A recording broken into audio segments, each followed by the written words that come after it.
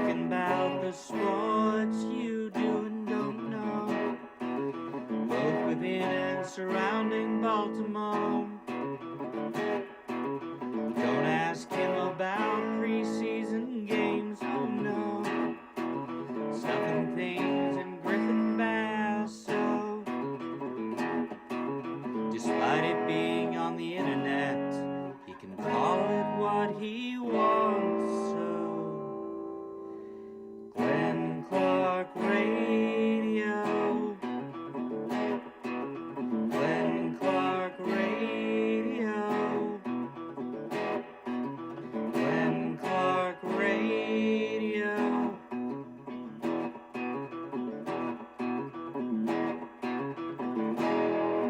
Duke sucks. And good morning. It is a Thursday edition of Glenn Clark Radio. We inch closer to the start of the second half of baseball season. Of course, Grant's in for Griffin again today, and Grant's got his full breakdown of the ESPY Awards that we're going to get right into. You said there was a lot of controversy, right? A lot of choices. You had someone else in the best athlete with a disability category that you thought. Yeah. I didn't agree with everything, but... You know, that's the way it goes. Believe it or not, I missed it. I know you guys are stunned. Stunned that that didn't get my attention last night, but that's the way that it goes. All right, coming up on the program today, we're going to talk to our friend Jim Callis, MLB Network, MLB.com, MLB Pipeline, get his thoughts not only on what the Orioles did in the draft, but where they are, you know, as well as far as their system is concerned, and should they be considering, like, making trades of certain top guys for prospects? We'll talk about all that with Jim Callis when he joins us here in a few minutes. Also this morning, we're going to talk to Darryl Morsell, Baltimore's own legendary former Terp. He is playing with Team Shell Shock in the basketball tournament, which gets underway tomorrow. They're playing down at James Madison in round one. He'll tell us about that, and it'll just be good to catch up with Darryl. And also this morning, Cam Nelson, who went in the 5th round of the MLB draft. He was selected by the Rockies. Get an opportunity to meet him, Baltimore native. I actually think he's originally from Harford County.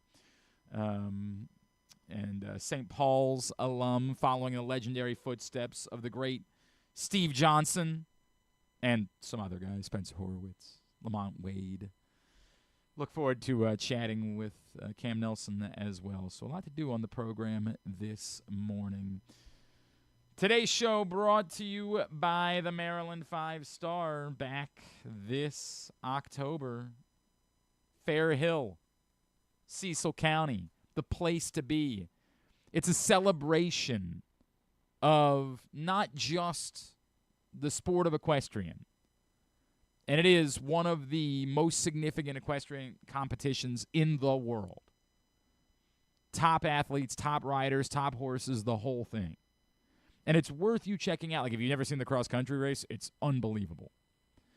But it's not just that. It's also really just a celebration of the fall in Maryland, complete with food and wine festival, shopping experience, Corgi Cup, ponies, the whole deal. Maryland5star.us with the number 5.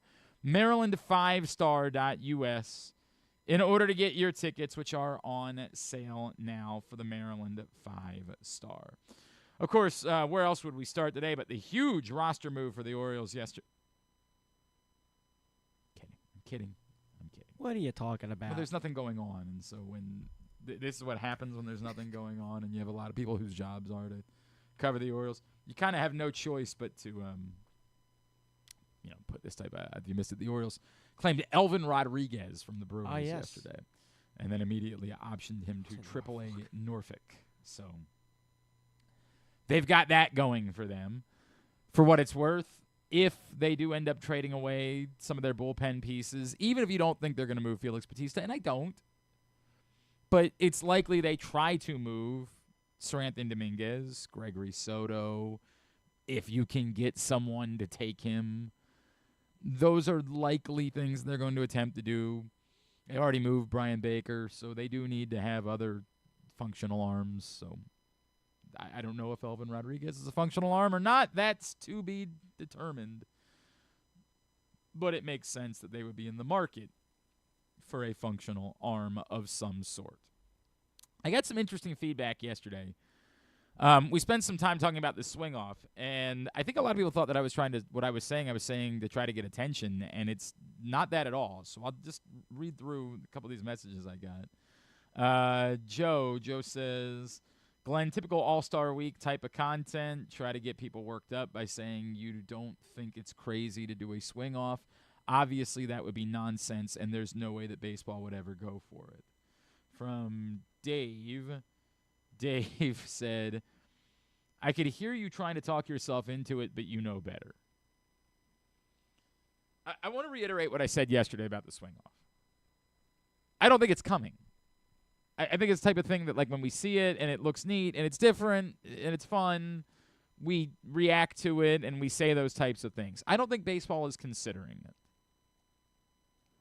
But if at some point they were, it wouldn't stun me.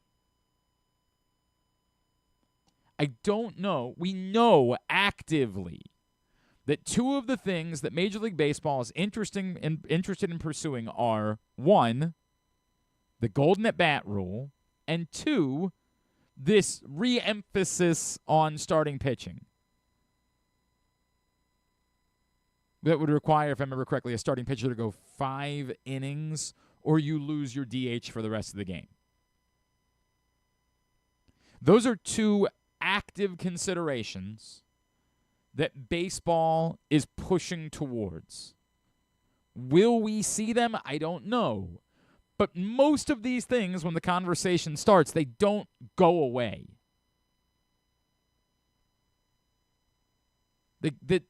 The extra inning thing was experimented with in independent leagues before it came to Major League Baseball. So we can say, hey, that was only a COVID thing, but it was something they were considering before then because they had a problem. It wasn't good for anyone for games to go 16 innings. Your romantic feelings about the one time you stayed up late and watched the game in Seattle that went on until 4 a.m. or whatever the hell it was, don't make it a good thing. It's bad for the teams. It's bad for the employees. It's bad for everybody.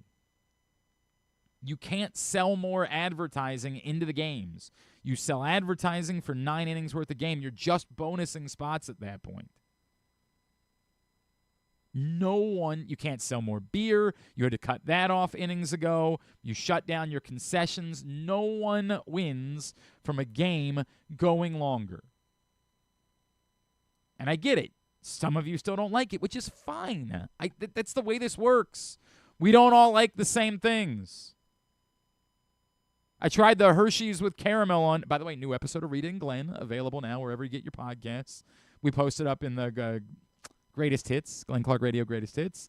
And you can find it on YouTube, youtube.com/@RitaandGlenn. And on this week's episode, I'm into it, was the Hershey's with caramel. And Rita and Caleb loved them. Like, from moment one, it was one of their favorite things they've ever tried. I hated it. That's okay. We can all like or dislike different things. But the extra inning thing happened because there was nothing good for anyone involved with baseball about the games going 16 innings. I don't think that baseball has an extra inning problem. I think it's fine as is. I've told you guys that. I, in fact, like it. It's a good product. It forces action. And it's not fabricated. You guys like to say this is contrived. But the truth is, they played a baseball game. The game was played. Drew's always clung to the idea that, like, hey, maybe you play one more inning like this, and then you go to... We can do this forever. I don't feel strongly about it. I just don't think you need to play one more inning. I think it's okay that you played a 9-inning baseball game because that's how long a baseball game is supposed to be. In hockey, they take one guy off the ice for overtime. Like, you don't want the game to go forever. You want to get a winner, and no one can complain because they had a full baseball game's worth of time in order to try to determine that winner. I don't think it needs to change. I don't have any reason to think baseball is considering it. But it is good theater. We can't hide from that. It's good theater. It looked cool. Imagine if they had, like, the biggest stars, the guys that you would have wanted to see, although obviously Kyle Schwarber and Pete Alonso probably would have been choices no matter what. Well, they would have been in the argument anyway. I don't know who. In a perfect world, I really don't know who. Shohei, I guess. I don't know who else would be in the National League conversation. Some people will say PCA. Yeah, I mean, sure, he'd be in that. In the American League, you'd obviously want Cal Raleigh, Aaron Judge. You know, you'd want other guys. But all that being said, it's good theater. And I could see baseball saying, this product is good. We played a baseball game. Maybe we consider this good product. Look, man, say whatever you want, but it's compelling as hell anytime a soccer match goes to penalty kicks. Like, we're all glued to it. The Gold Cup semifinal, I don't even remember who the U.S. played in that when it was 2-2. I was playing Sunday Night Tennis that night. Or maybe it was the quarterfinal, not the semifinal. I think it was the quarterfinal. I was playing Sunday Night Tennis that night. Yeah, it was definitely the quarterfinal. And I found myself being like, guys, stop. They're going to PKs. I got to watch. It's compelling. It's captivating.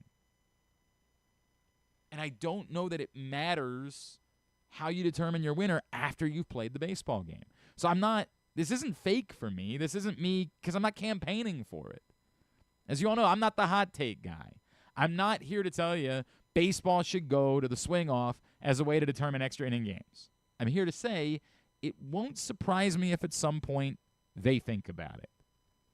It won't surprise me if at the end of the year, when Rob Manfred does have another press conference and a reporter asks him the question, he says something along the lines of, you know, we've given some thought to that. And when that happens, it normally doesn't go away. And it's not the end of the world to me if that's the case.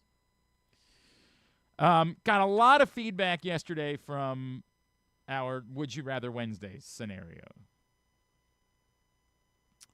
And I'm trying to remember who it was.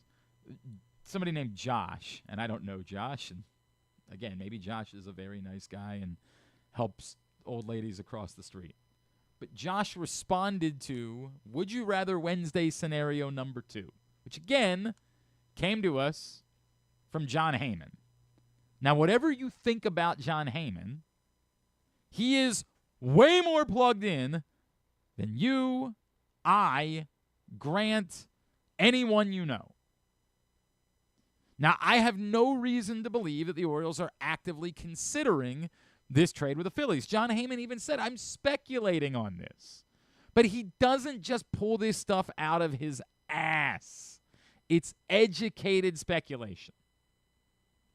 And John Heyman suggested that a trade the Orioles could make would be to send Felix Bautista, Gregory Soto, and Cedric Mullins to the Phillies in exchange for Gene Cabrera and Mick Abel. Now, the little prospect number next to Mick Abel, I get it. You can have all the opinions that you want. And the way that we play Would You Rather Wednesday is it's a game. Which is why Josh responding to say, the way you guys use your platform and reach is super disappointing. Bro. I don't know what's going on in your world, man. I don't know what's happening. It sounds like you need a hug.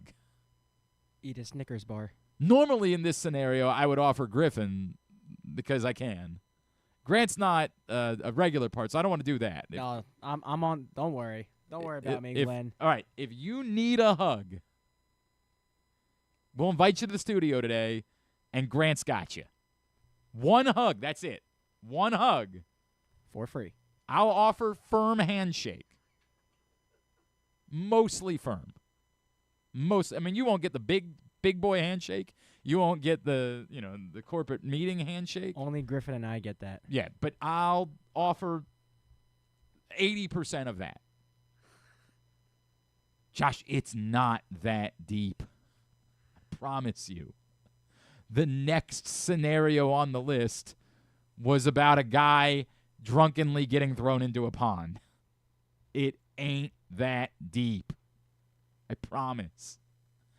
I don't know if this is and by the way, this is the other thing that you don't know either. None of us know, because it's the scenario that I laid out with Grant. There's 6 layers to this conversation. Do the Orioles intend to go for it next year? Because the first thing that we can say when we talk about whether or not the Orioles trade Felix Bautista, the first layer of the onion is, if the Orioles intend to compete to win a World Series next year, they shouldn't even consider trading Felix Bautista for anything. Anything. Even a dramatic overpay. If they are intending to try to win a World Series next year, they shouldn't be doing that. Agreed. Now it requires you to think through that. Are the Orioles intending to try to win a World Series next year? Because as I laid out yesterday, there's a lot of steps between here and there. An awful lot. Some on-the-field issues, some off-the-field issues. They don't currently employ a manager. I'm not sure if we remember that part. There is no manager.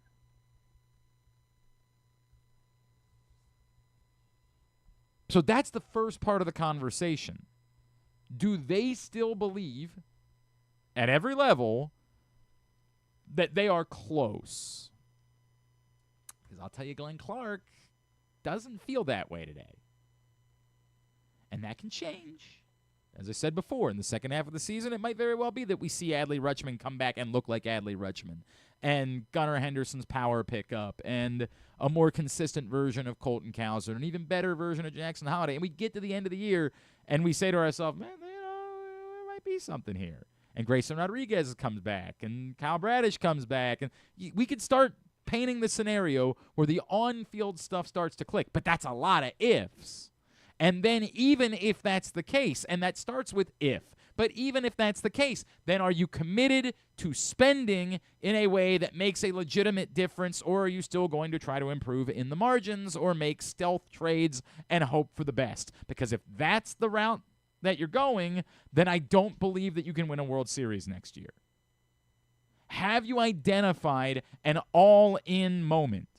And should you identify that? Because if you go all in with this group performing the way that they are, I don't know that that math works either. I don't know that if Adley Rutschman looks like this, that you go all in with this Adley Rutschman. These are difficult conversations to have. So if you're considering, hey, we might not have a window right now, then this might be the best time to trade Felix Bautista.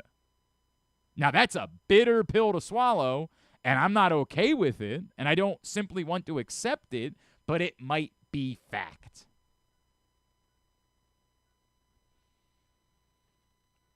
This ain't easy, dog.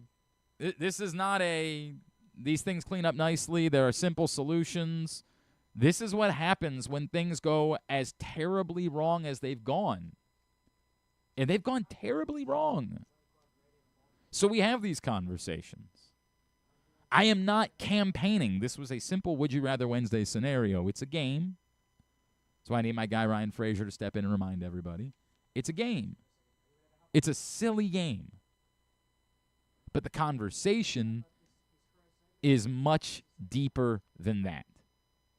There is a genuine question about where the Orioles are that just, well, they should be trying to win a World Series next year. Yeah, I want them to try to win the World Series every year. But are they close? I thought so a year ago. I don't think that they are. And that does require you to consider everything. All right, let's talk a little bit more about the Orioles. Obviously, what they did in the draft, where they are system-wise. Joining us now, one of our favorites, MLB.com, MLB Pipeline, MLB Network. Mr. Jim Callis is back with us here on GCR. Jim, it's Glenn. It's always great to catch up with you. Thank you for taking the time for us.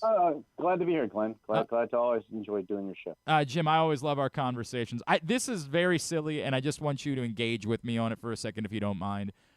There was a trade scenario, and I'm not asking you to comment on him. John Heyman threw something out earlier this week that got a lot of Orioles fans. Comment on it. Okay. I'll comment on it.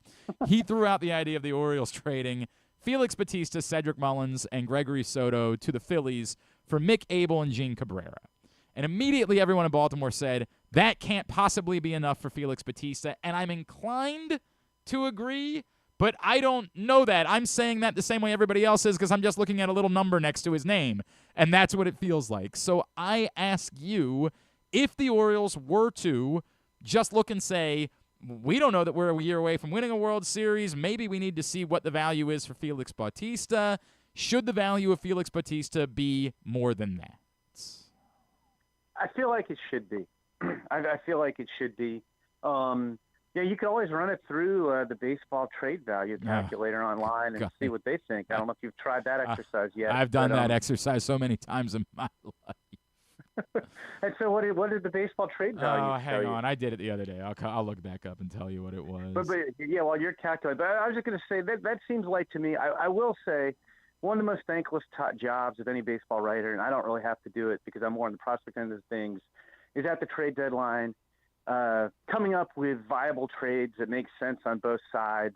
And it's almost impossible to do. I mean, I remember doing that at Baseball America years ago, and I just got, every trade we created, I heard from one team or the other, and sometimes both. We would never do something like that. It's pretty tricky. And the closest we come at MLB.com is we have to do a one for each team prospect most likely to get traded story, which is always kind of funny, coming up with like, what prospect could the White Sox trade? Like, they're not going to trade a prospect, or the Marlins or whoever, the Rockies. But even that's a difficult exercise. So I will cut John some slack, but that trade seems light to me. It's an interesting conversation that we're having that goes both. Like, we have to acknowledge that the Orioles system, this was always going to come to some extent. We know that. You and I have talked about that a great bit. You're going to graduate these guys. But it seems like this is maybe a little bit thinner than we would have expected it to be. You guys did an updated top 100, last couple of first-round picks not included in that conversation. We'll talk about Ike Irish in a minute and some of the guys they got this year, but is it thinner than it should be on the back end of the mass graduation that they've had in the last few years? I don't know should be. I mean, this stuff's always cyclical, and we've talked about, it's great when you're picking first, second, first, fifth, in 4 straight drafts, and you're totally rebuilding, and you're trading veterans for prospects. I mean, they built the best system in baseball. That happens. And then when you start to win, all of a sudden you're not picking in the top 5, and your bonus pool, not so much this year because of, the free agent losses and the trade they made, but your bonus pool shrinks, and you have a lot less draft capital, and you're trading prospects for veterans, and you're doing the exact opposite type of things. I will say, we have not updated our farm system rankings since preseason. We don't do that till after the trade deadline. And then people always ask, where's this farm system rank or that farm system rank? I would say just from eyeballing it, they probably they do rank in the bottom third. We had them 15th coming into the season, and that was before they graduated Kobe Mayo, who was in our top 15 overall prospects in the game. He no longer counts as a prospect. And a number of their most highly ranked prospects are frankly not having very good years. So, I mean, they have a bottom 10 farm system right now. They may disagree with that. Everybody always likes their farm system. I always joke when we do farm system rankings, one team says we have them right and 29 teams say we have them ranked too low. So they probably like their farm system a little better than that. But yeah, I mean, I think the way I would answer it is, I bet the Orioles wish they had a stronger farm system. Mm-hmm. I mean, I think teams always do. But yeah, it's in the bottom third of baseball right now. The only other thing that I would say, this does seem to present an opportunity. It looks like they're going to be sellers, and how far they go beyond their, pending free agents remains to be determined. Is it a case of if they're making these moves, they should still be looking though for major league, close to major league ready types of guys, right? Yeah, I mean, I think you have to look and see what your what your opportunity is in any trade. But that said, yes, I mean, they're trying to win. I know they're not having the season they hope to have this year, but yes, they're in the contention, stage right now. And, trading, coming to mind, like when the Cubs trade Yu Darvish for 4 guys who haven't played above rookie ball, that type of trade doesn't make a lot of sense. Right. Now, if you think your scouts have found, identified some guy who's a stud, who's underrated, then yeah, maybe you try to get him. But yes, I mean, trading for a bunch of guys who are, 3-4 years away from the big leagues, that doesn't necessarily make a lot of sense for this iteration of the Orioles. All right. Here's Jim Callis. He is with us here on GCR.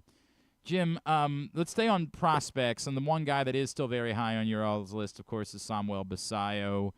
Where are you at this point with Basallo, the readiness word that we'd like to throw along, whether or not he really is going to be a catcher? Should that matter at this point for the Orioles? And when they make this decision, I assume they have to still hold out until they get to a point where they know he would still be eligible for the incentive for next year if he should be in Rookie of the Year conversation. But where are you with Samuel Basallo and his readiness at this point? It's a tough one, and it's something similar that the Cubs have with a prospect named Moises Ballesteros. Samuel Basallo is one of the best hitters in the minor leagues. I mean, he's always been one of the youngest players, if not the youngest player in his league. He's constantly produced. The bat's very good. I don't know that he really has a whole lot to prove in AAA offensively. But the problem of sorts is his position.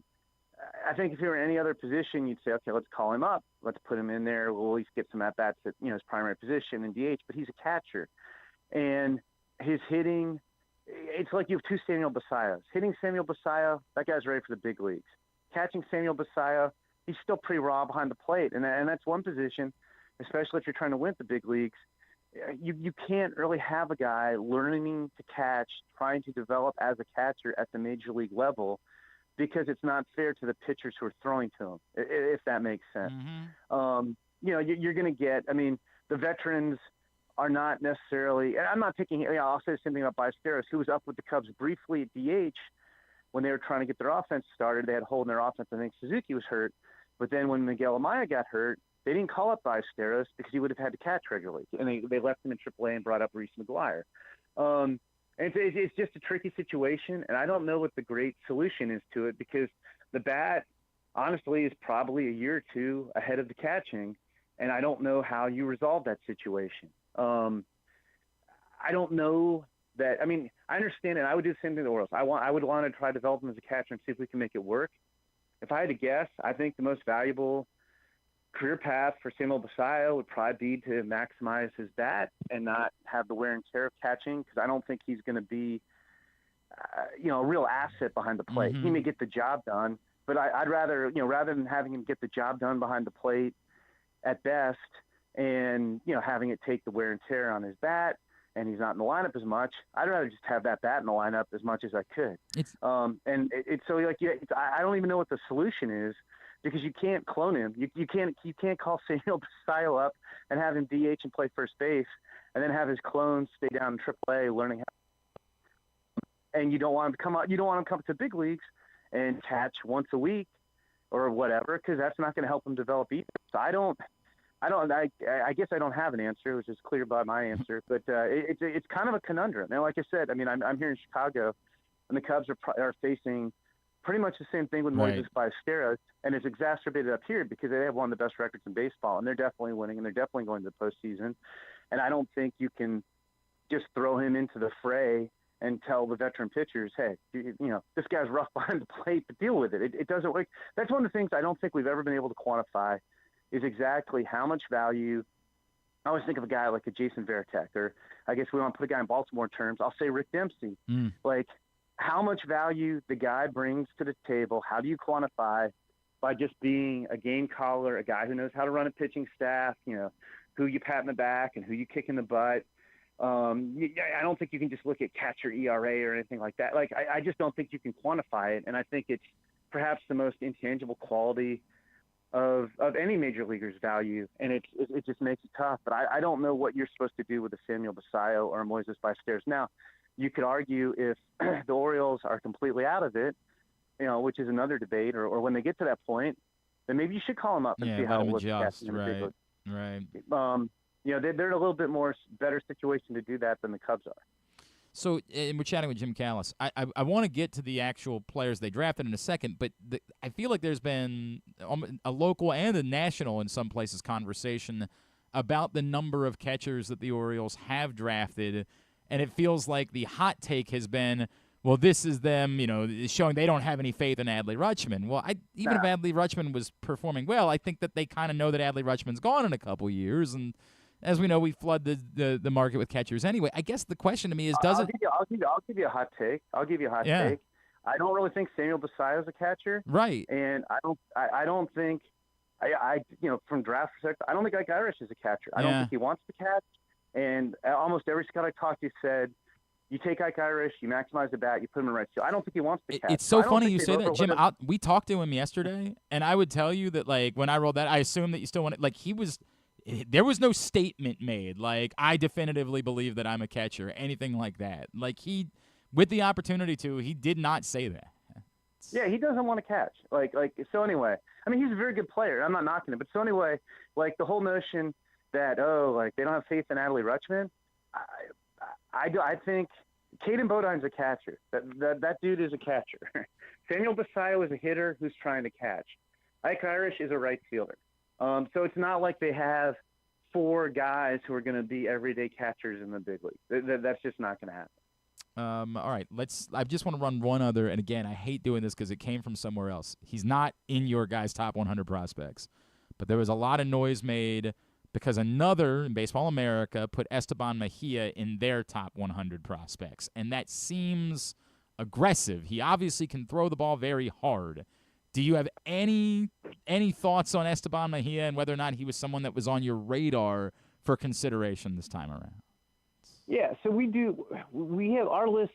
We're done in spring training. We're in the process of updating them right now.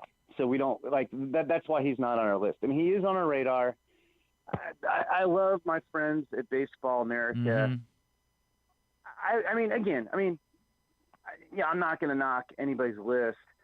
To me, it's a little premature. I mean, he's very exciting. Right. Nate George is also very exciting. It's a little premature for me to say that guy should be on the top 100. But he is super, super interesting. I mean, he is, he definitely should be. We're going to have an updated Orioles top. We're going to have a kind of a quasi update in advance of the trade deadline next week. Okay. Then we'll have a full update after the trade deadline. He will be in our top 10. We did not necessarily consider him for the top 100. I just and look, I'm firmly a believer talent is talent. If a guy belongs on the list, he belongs on the list. It's not like I've never bought. Sometimes people will be like, "Oh, we just drafted the guy. You can't put him high on a list." And it's like, well, we're ranking him based on his talent. That said, I would have a hard time putting a guy who's pitched in the DSL and the Florida Complex League. He's throwing hard. I mean, there's a lot of guys that throw hard. Putting him on the top 100. So I think that's a little aggressive. But, I think they have Mejia, number 3 on their Orioles list right now overall. And that might be slightly aggressive. That was before the draft. But I also think, you could definitely make an argument he's one of their top 5 prospects. I mean, he certainly is one of the top 5 ceilings. And obviously you bring up Nate George, who was a 16th-round pick last year and is OPSing 951, albeit at low A ball. So, again, I'll keep it. We'll settle. It's good. Hopefully that continues, but we'll settle from there. Yeah, he's interesting. I mean, he wasn't your typical 16th round pick, and I do the Midwest for the draft, and I have Illinois, and Nate George intrigued guys. I think the Orioles were on him more than most teams, which is why they paid him over slot in the 16th round. But he's legit. Again, I don't do our Orioles list, so I don't have exactly where Jonathan Mayo and Joe Trezor are going to rank those guys. But I think Nate George, well, it's probably a little tougher because they have all the draft guys. We'll add to the list eventually. But Nate George, before the draft, is probably, a top 10 prospect in the system. Both those guys are legit. All right, you brought up Ike Irish. Let's start with that. As far if he is a right fielder and a bat, as you say he is, what type of bat is he? Yeah, I mean, you could make the argument, and this was not a good year for college position players as a whole. That crop was down this year after we've had two strong crops. And just to put in perspective, the consensus best college position player this year was Iva Arquette, the Oregon State shortstop. And he went 7th to the Marlins, which is kind of low for the first college bat to go. If Iva Arquette was in last year's draft, I think he would have gone 15 to 20. And he was the best college position player in this year's draft. He would not have been taken ahead of Cam Smith, who went 14th. So that just puts him in perspective. But all that said, you can make a case that Ike Irish was the best offensive player in this year's college crop in terms of hitting for average, hitting for power, drawing some walks. It might be him. I mean, he had a tremendous year in the SEC. I think he hit, I don't have the numbers in front of me, but I think he hit like 389 with 13 homers in 30 SEC games, which was as good as anybody in the best league in the country. So, and even though he's been a catcher, he's reasonably athletic. Like he could be an average, right fielder. He's got some arm strength, but you're getting a bat with him. One thing he needs to do is he chases a little bit too much. And so like he sometimes puts pitches in play that he should not. But all that said, like it's a very impressive all-around offensive package. You pointed out at MLB.com that the Orioles came away with six of the top 100 prospects that you all had going ahead of the draft, and 9 of the top 250 guys. Who else Correct. is most intriguing to you of the picks that followed for the Orioles? It was interesting. So, they had 4 picks before the second round. They had 2 picks they got for the loss of Burns and Santander as free agents. Then they made the trade with the Rays a few days before the draft. So they had 3 supplemental first-round picks. And with each of their first 4 picks, they got guys who weren't necessarily expected to get to those picks. I mentioned Irish was arguably the best all-around college offensive player. Caden Bodine, who they got with their second choice at number 30, was the best catcher in the draft. Now, I won't qualify that by saying it wasn't a standout catcher crop, but he's super interesting. His profile is pretty extreme, Glenn. It's on one hand, he's one of the best contact hitters in all of NCAA Division I, and has been for 3 years. He just does not strike out at all. And I don't know if any of your listeners or you watched the College World Series, but Coastal Carolina's analytics department put out this tweet of pitches that Caden Bodine basically stole for strikes. They framed well, and it looked like a very thick Christmas wreath surrounding the entire strike zone. He's a very good framer. So you're saying that maybe Orioles fans should stop being interested in ABS moving forward? Yes, but I still think framing will still matter in ABS because they're not going to challenge every pitch. Right. Like we're going to have a challenge system. Right. You're going to have probably 2 or 3. Like I think the rule now is you get 2 misses. You could keep challenging until you miss twice. You're not going to be challenging every pitch. You're not going to challenge early games, non-crucial situations. So framing will still matter. But I will also suggest I do think the college umpires are more susceptible to framing, to stolen strikes than big league umpires are. Like it's not – if anybody goes and sees that tweet, if Caden Bodine frames like that in the big leagues and gets all those pitches for strike, like he'll be like the most valuable catcher in the league. But anyway, it's very impressive. Now, the flip side is he has not hit for a whole lot of power at Coastal Carolina, which is a good place to hit. It might not be more than 10, 12 homers a year. But you can also say, you can flip that around and say, man, that he has such good feel for the barrel. We can make some swing adjustments and get more power out of him. The guys who are gifted hitters, I think, are more easy to make adjustments with. So there might be more power in there. And then outside the framing, he's more of a average receiver with like a fringy arm that plays up because of a quick release. But he's, like I said, he's the best catching prospect. Then in the next pick, right after that 31, they got Zahivo Loy from Arkansas, who's the Golden Spikes winner. Right. And you don't usually see the Golden Spikes winner, which is essentially the college baseball Heisman Trophy, go that low. Because usually, it's a guy who obviously had a great performance, but is usually also a great prospect. And there was thought that he could go in the middle of the first round. Now, again, with any of these guys, there's pluses and minuses. He has more power than your typical middle infielder. He will chase and be vulnerable to sliders at some point. So, you get some question is, it's power over hit. How extreme will that be at the next level? he's not the quickest shortstop. He's more of a steady shortstop.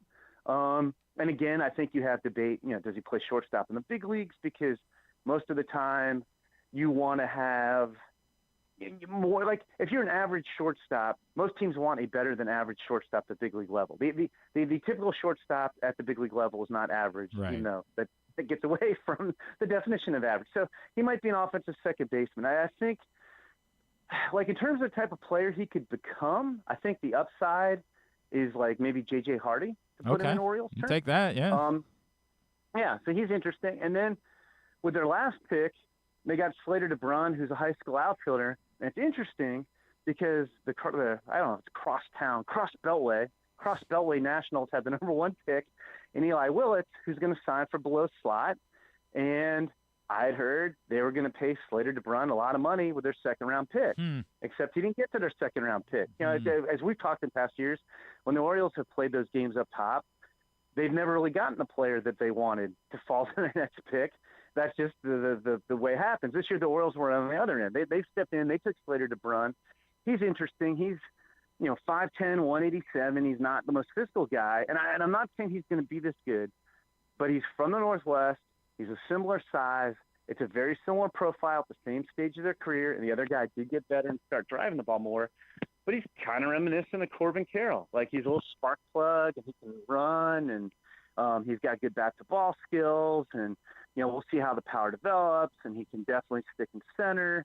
Like he's obviously younger, but if you're comparing him to, say, Enrique Bradfield, who was first-round pick 2 years ago, Enrique Bradfield obviously is elite speed and an elite defender, and DeBrun is more plus speed and plus defender, but with the potential to be a better offensive player than Enrique Bradfield.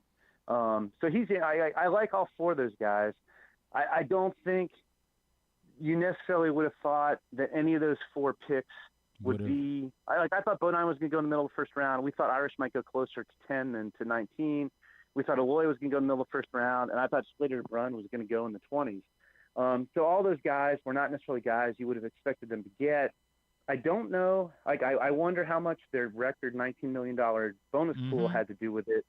Because if you look at the rest of their draft, they really JUCO like rounds 7 through 10 are all money savers. They took one other high school guy who was not on our top 250, Jaden Loray, in the 5th round. So I don't think he's going to be, like an unbelievable, like $2 million guy or something. So, maybe they did use their financial might to help push guys down to those picks.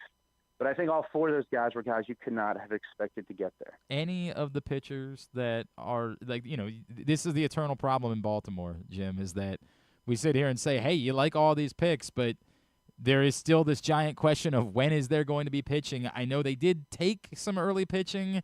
Is there a legitimate pitcher in this crowd? I mean, there's legitimate pitchers. I don't know if they got somebody who's going to be in the front half of rotation. And it's funny, every Baltimore-related media appearance I did before the draft, and I worked day 2 of the draft with Melanie Newman, and she asked me too, how many pitchers do you think the Orioles are going to take with their first 4 picks? And I kind of put the over-under at a half. A half, yeah, sure. Right. I figured it was going to be 1 at most. Yeah. And I'm not surprised they didn't take any. I mean, they got interesting guys, but I don't think they're necessarily – and again, I mean, when you're drafting the second round, you're not going to have a frontline starter sitting there. Jurwa is more of your kind of classic polished lefty who's deceptive because he's 6'8" and it's a wide angle, and his changeup is probably his best pitch, and it helps his fastball play up. JT Quinn from Georgia was a guy who got better as the season went along, was pitching well at the end, but there's not a lot of track record starting there. He's kind of interesting. I mean, to be honest, 2 of them, some of the guys that get their money savers are very intriguing for money savers. Hunter Allen, who pitched at Division II Ashland, hit 100 miles an hour, flashed a pair of solid secondary pitches. He's 6'4", 245. So he's better than your typical money saver. Their 8th rounder, Kalen Hampson from Cumberland's in Kentucky, is a lefty. I think he was, if I want to say, came over from Australia as an outfielder, and he's up to 95, and he has 2 really high spin breaking balls. And then Dalton, I'll butcher his name, probably Neuschwander, their 10th rounder from University of West Florida, which I believe is also Division II. He's up to 97 miles an hour. So again, I'm not saying any of those guys are fully formed, but for money savers, all three of those guys are kind of intriguing. Jim, we always do this, and I keep you way too long. What all can I plug for you, my friend? I'd say just check out MLBpipeline.com at MLB.com. I tweet at Jim Callis MLB, and I'm on Blue Sky also. Everything we do there, everything I do there, and like I always like to tell people, it's all free. We'll have somewhat updated. We'll have updated top 10s on all the top 30s next week before the trade deadline. So those rankings will be fresh, and then we'll have totally new, revamped top 30s with all the draft guys in them as well. We'll have all those shortly after the trade deadline. So that's our main point of focus in the next couple of weeks. By the way, I forgot that I did the Phillies side of the trade, and it was 7.5 for Mick Abel and Gene Cabrera. So I got to imagine that Felix Bautista is more valuable than 7.5. I got to imagine. I can do that in a second, but that math doesn't seem to work. Always. It's like I said, like whenever you do those things, you can never balance it. Yep. And a lot of times they're based on prospect rankings. We're a little bit outdated too, so they never quite line up. Jim, you're the best, man. Always appreciate you. Let's talk again real soon. Thank you for spending time with us this morning. Sounds good, Glenn. Always enjoy it. Take care. Bye-bye. Jim Callis with us here on GCR. I was not thank you to Chris, who sent me the link. I had not seen that Ken Rosenthal had posted something. You all right? Did you just break our phone? Grant's coming in here. Did Jerry have you do that? Did he send you over here to sabotage? It wasn't Jerry. He sent you over here to sabotage us? Is that what this is? We can pin the blame, but I can promise it wasn't him. I don't know. But we can pin the blame. All of a sudden, I look over, and the phone's going flying. I don't know what's happening. Yeah. So Ken Rosenthal this morning offers an Orioles update at The Athletic. He says the following. I'll just read it verbatim. Again, this is coming from Ken Rosenthal at The Athletic this morning. Baltimore Orioles right-hander Charlie Morton and left-hander Trevor Rogers are examples of how quickly a player's trajectory and trade value might change. Morton, 41, was the symbol of the Orioles' early season collapse, posting a 10.89 ERA in his first 5 starts, but over his last 59 innings, dating to April 29th, his ERA is 3.05. One of many Orioles on an expiring contract, Morton suddenly looks like an attractive chip. During Fox's All-Star preview show on Monday, I mentioned him as a possibility for the Boston Red Sox. Yes, the Red Sox would love to do better, and perhaps they will, but the starting pitching market is thin, and Sox manager Alex Cora is familiar with Morton from the 2017 Houston Astros. With Brian Bayo and Lucas Giolito both on a roll, perhaps the Sox would be okay with someone like Morton rather than a pure and possibly unattainable number 2 starter. Rogers has also bounced back. His debut with the Orioles last August was so rough the team sent him to the minors. At that point, his acquisition from the Miami Marlins looked like a bust. And when Rogers began his season on the injured list, it didn't appear much better. Outfielder Kyle Stowers became an all-star with the Marlins. The other player the Orioles sent to Miami, infielder Connor Norby, also seems capable of haunting Baltimore. But since joining, although he had surgery, Ken didn't write this, me interjecting. Apparently he had, it was a Hamate bone surgery. But since joining the Orioles on May 24th, Rogers' ERA is 1.53, and it isn't just luck. His expected ERA is 2.94. The difference between Morton and Rogers is that Rogers is under club control for one more season. The Orioles plan to contend in 2026. This is, again, from Ken Rosenthal. Their current projected rotation would include Grayson Rodriguez and Kyle Bradish, both of whom could be hard-pressed to carry significant workloads coming off major injuries. This final paragraph is the part that everyone's reacting to. The Orioles are listening on Rogers, just as they are listening on closer Felix Bautista, who is under club control for 2 additional seasons. A source briefed on the team's plans, however, said it was unlikely either would be traded. The Orioles have nearly a dozen potential free agents to work through, including all-star designated hitter Ryan O'Hearn. Trades involving summer, most of those players will be the priority. So let's just for a minute, and I know we got to get to a break, and we're going to chat with Darryl Morsell, but just for a minute here, let's go over that, because I do think that every layer of that is important. It has to be a priority to deal with respect. As much as we all would like to imagine this team making some dramatic push and getting back into it, the reality is, even if they made a push, none of us believe that this is a World Series contender. They have 2 weeks ahead of the deadline, not even a full 2 weeks, less than 2 weeks, because they'll play their first game on the 18th. Less than 2 weeks. Nothing's dramatically going to change before the deadline. There is no reason for them to change their plans. To the point, what Ken Rosenthal says, it must be. They must prioritize trying to get whatever they can for their pending free agents. They have to. They've got no choice. Maybe Eflin, they could consider the idea of extending a qualifying offer because they believe he's better than he's been, but it gets messy. That's the only one to me that becomes an interesting conversation is Eflin. Like I said, he's best. He's definitely worth $20 million. But are you going to get Zach Eflin at his best? Is there a danger that you extend the qualifying offer and he takes it?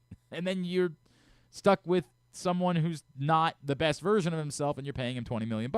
That shouldn't be the type of thing that kills you as a franchise. It's a one-year deal. But I don't know what you're getting for him at the deadline, so it might very well be that the hope of either getting the better version of Zach Eflin or a pick compensation makes it so that the best thing to do is keep Zach Eflin and extend the offer. We'll find out. Everybody else, they got to ship. Unless they're going to sign him. In 2 weeks, either you're going to sign him, maybe you sign Ryan O'Hearn, maybe, or you got to find homes for him. That does have to be the priority.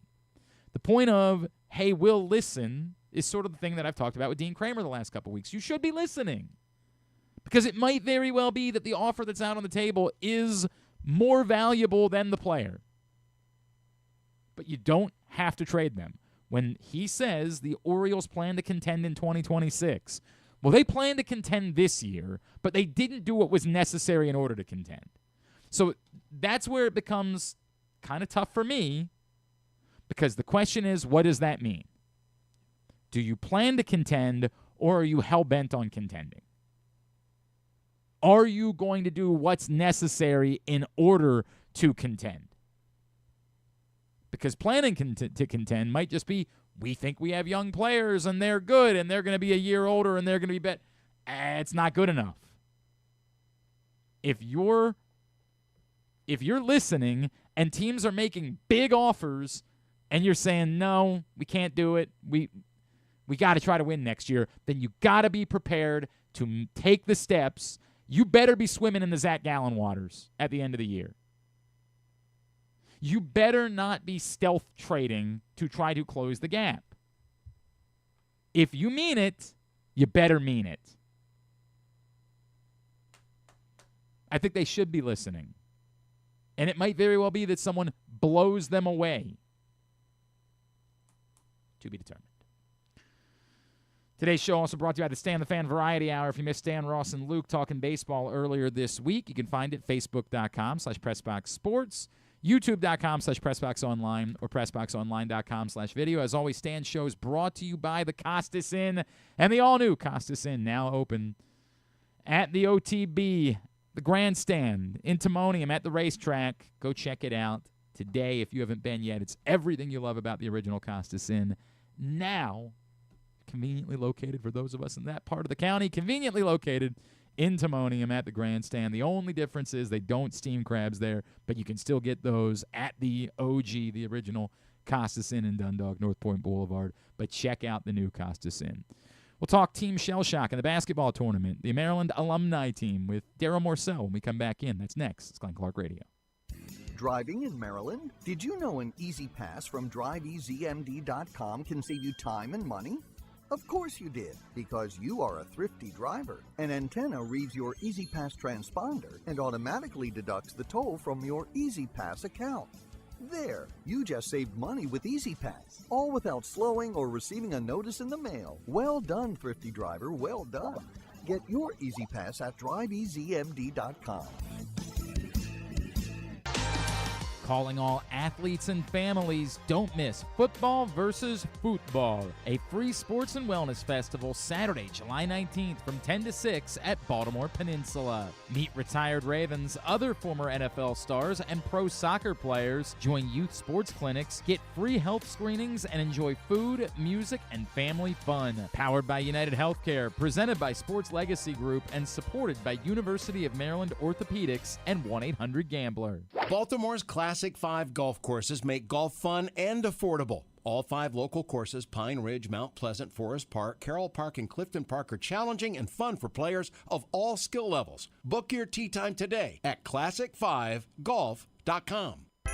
Summer just got a whole lot merrier at Live Casino. Win your share of $30,000 during Christmas in July. Earn entries starting July 1st. Dash in on Saturday, July 26th to be one of 50 winners to unwrap top-of-the-line electronics, home appliances, free play, and other great gifts. Go all in on good cheer at Live Casino. At Erndale Mills. Must be 21. Please play responsibly. For help, visit mdgamblinghelp.org or call 1-800-GAMBLER.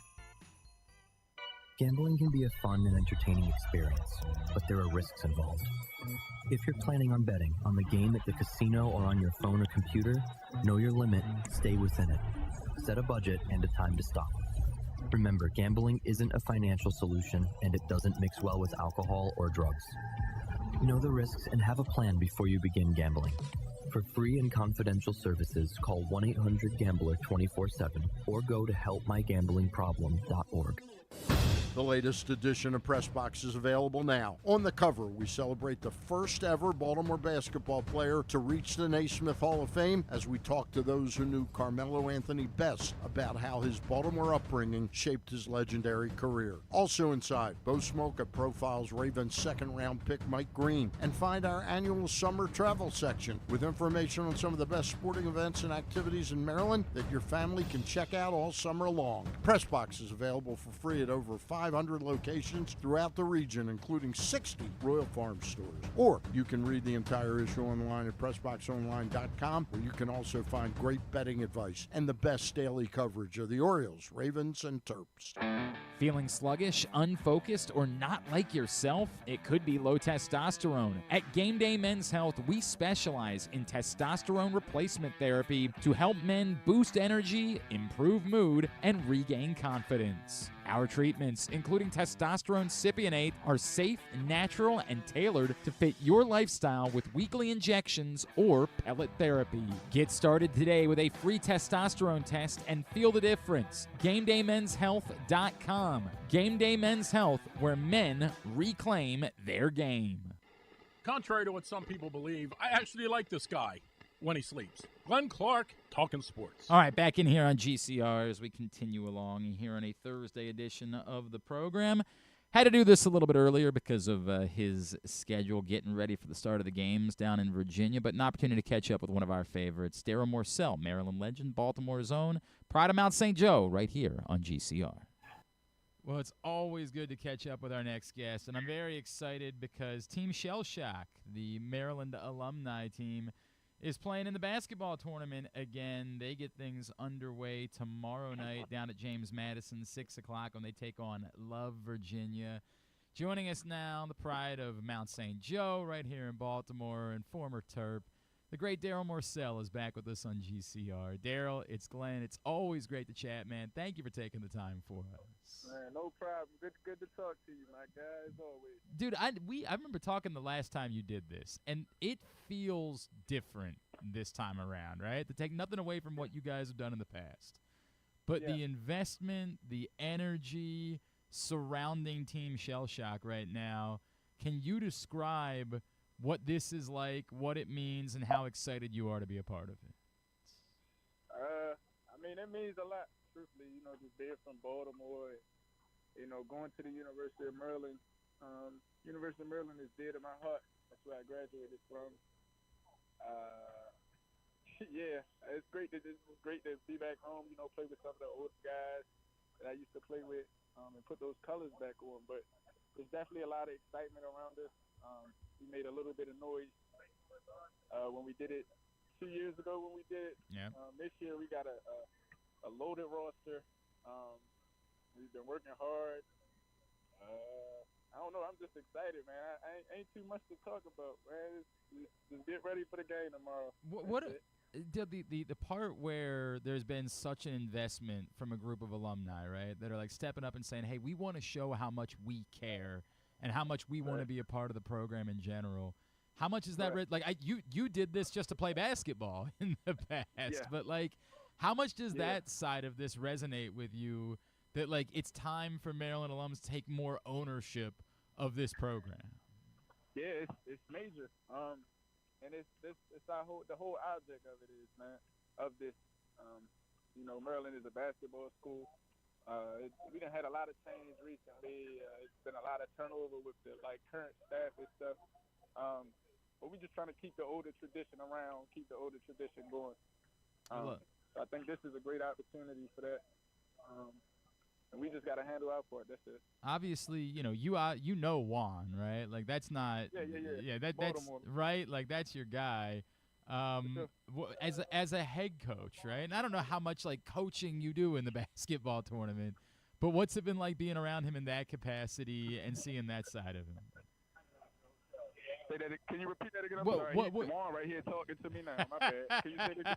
I would say. He a talking. He is a talker, right? He's a talker. What's it like being with him as head coach, right? Like what's different about him in that role, and what's it like being around that? Yeah, it's great. He's a player's coach. He's well respected from his playing career. He had a great coaching career. I would say right now I feel like he's hungry. A lot of people count him out in the coaching world and stuff, and he's hungry. He's on us too, and that's the type of coach I need. He's gonna hold everybody accountable. He just want the best for all of us. So I mean, it's fun playing for a guy like that. Just as fiery as you. He yell at me, I might yell back at him, but we know it's all in good culture. And we just trying to win the game at the end of the day. I love it. I love playing. That's a little bit of Baltimore that comes out in those moments, correct? Yeah. Right? Yeah, Yo, we're gonna use some words, and it don't mean that we don't love each other. It just means right. It's just the heat of the moment, and we both want to win. That's the way it works. Still love. Darryl Morsell is with us from Team Shell Shock here on GCR. Darryl, you mentioned the experience from a couple years ago, right? And obviously you've had some basketball tournament heroics in your day. What is it like, this event? Why do you enjoy it? Why did you want to come back to play in the event again? First and foremost, I just love basketball, man. I could play it all day. This is something I, been doing my whole life. I love basketball. Like I said, it's just a great opportunity, to play with some of the guys I used to play with in college. And just keep this Maryland, like I said, the Maryland tradition is dear to my heart, especially being from here, living around here, those type things. This was a no-brainer for me, man. Put those Maryland colors back on. I get to play basketball, have some fun with some of my guys, and chase a lot of money while doing it. That part, the money's real. It also feels like now we need to go win, right? Like it feels like that. I've gotten that sense from talking to this group that we want to go make a statement in this thing. We don't just want to be happy to be there. Yeah, for sure. Like I said, we all hungry. We got a great support staff. Just everything now is just escalated from what it was 2 years. Just a complete coaching staff, a whole staff office to handle off the court stuff. Our rosters much more better, more talented. I don't know. I say as a team, as of right now, we just focus on locking in on the small details and just being on the same page. But we're not even really focused on the money as of right now. Just taking one game at a time. That's kind of at the end of the tunnel. You feel me? Only the team that wins 6 games get that. So we just try to take it one game at a time. When we get to that 5th, 6th game or so, that's when we start worrying about, start talking about the money. But right now, we just trying to lock in and hone on all the small details so we can have some success early. Who's the alpha when you and Melo are on the floor together? Melo don't talk, man. He's an assassin, though, bro. Yeah. He's quiet assassin. Right? For sure. Man. For sure. That dude has ice in his veins in those moments. It's crazy, right? Yeah. He's definitely a gamer. I didn't get a chance to play with him in Maryland. He left out when I was coming in. I played against him a little bit when I was in high school, and I would come up to Maryland, for my visit and some unofficials and stuff like that. But I don't know. I'm excited, man. I'm excited for sure. That's cool, I love man. playing with tough guards. You know, I don't know. He just make it easier for me. You feel me? I like playing off guards that could, you know, create and make their own shots, and those type things. But you know that man don't talk. Now, I do all the talking. I let his play be the alpha.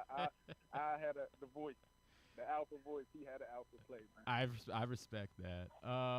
Let's get caught up on you, right? Like, and I know you had been in Israel. Did I see that you're headed somewhere else this year? No, I haven't signed yet. Okay. I have some stuff in place. I'll probably decide after this. So I later just talked about either before I just got on this call. So we got some stuff. I was in Israel. Then I went to this other country called Kosovo, kind of like Serbia. But both of them was just different experiences. You know, both of those are countries that's going through some stuff, war-related and stuff. So next year I'll probably go somewhere a little bit more modern, a little bit more, or a little less chaotic, I would say. Wait, like, what's that like for you? You're just trying to play basketball, right? And like, there's all that going on. I'm just trying to play basketball, and missiles flying over my head, and alarms going off, and yeah, like you got to get the bunkers underground. Yeah, it's crazy. It's definitely crazy. It was a lot for sure, especially being my first year over there. So next year, I'm gonna definitely get somewhere a little bit more modern, of France or Italy or something like that, just so I can enjoy my experience over there a little bit more. But I mean, I'm not gonna say it was a bad experience. It's great that I'm sure that you get to play back. Yeah, right. Yeah, I got a story to tell. Man, I've seen some stuff a lot of people haven't seen. That really is wild, bro. Like it's a wild circumstance to be doing that in, but you're just like, bro, I just want to hoop. Yeah, for sure. Real life Call of Duty, like a video game. Real life though.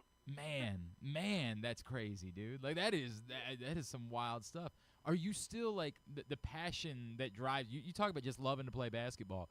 You're still feeling that where like, dude, I get to play basketball. That's what I get to do to earn my paycheck. Like I'm still grateful for that. Right, for sure. And I don't know, it's something I have fun with. Like, you know, like you said, it's something I'm grateful for. It's something I love to do. Going overseas, that's your whole object, you know, to just play basketball, make money. So all the other stuff definitely is different. But I don't know, man. I've been playing basketball my whole life. I enjoy it. I don't know. Yeah, that's it. I appreciate it, man. I was going to wonder if, like, at some point you hit up Sticks and said, dude, you got every other Maryland alum on the Bulls roster. How have you not gotten me a phone call yet? Yeah, man. I real talk. I got to talk to Sticks about that, man. Right. Talk to Sticks and Kevin about that. Right? Sure. And then Jameer's there now, too. It's crazy, Jameer man. too. Like, yeah, man. It's like they got a whole Maryland thing going on out there. We got to... Maryland and Chicago, man. You know how we do with the Big Ten. We got to make that happen somehow, some way. Team Shell Shock gets underway in the basketball tournament again tomorrow night, taking on Love, Virginia, down at James Madison, 6 o'clock, as they get ready to start making their run. Darryl, remind everybody where they can be giving you a follow on social media, dude. My Twitter is 410D. I think underscore. I'm not sure if the underscore is before or after. And then my Instagram is underscore Darryl MDARRYLM. But I mean, you could just search my name, Darryl Morsell, and you'll find it. DARRYL. And then my last name is Morsell, MORSELL. So yeah. How much have you lived? Like how many times since DQ said it have you repeated the phrase "I'm from Baltimore"? That's why. He got that from me for real. Like, no, I'm just playing, man. I mean, it's something that we all carry. Did we all of us Baltimore guys got a chip on our shoulders. There's no doubt, man. I was actually just talking to Juju about it the other day too, man. He's like, there's just something about it. You can't explain it. It's just the way that we are, right? That's the way that it goes. For sure. Darryl, good luck. We'll be following. We'll be watching. We'll be getting in touch. Appreciate you. Go get him in the basketball tournament. Thanks as always for taking the time for us. Yes, sir, my guy, for sure. Good talking to you. Thank you. It's Darryl Morsell. Again, Team Shell Shock begins play tomorrow night in the basketball tournament I believe I saw that their games in the James Madison Regional would be on YouTube, not on one of the Fox TV channels, which actually just look at. Give me a second. Give me the screen. Hey, Fox, fix the shit. And I'm sorry if you got your kids with you. I apologize.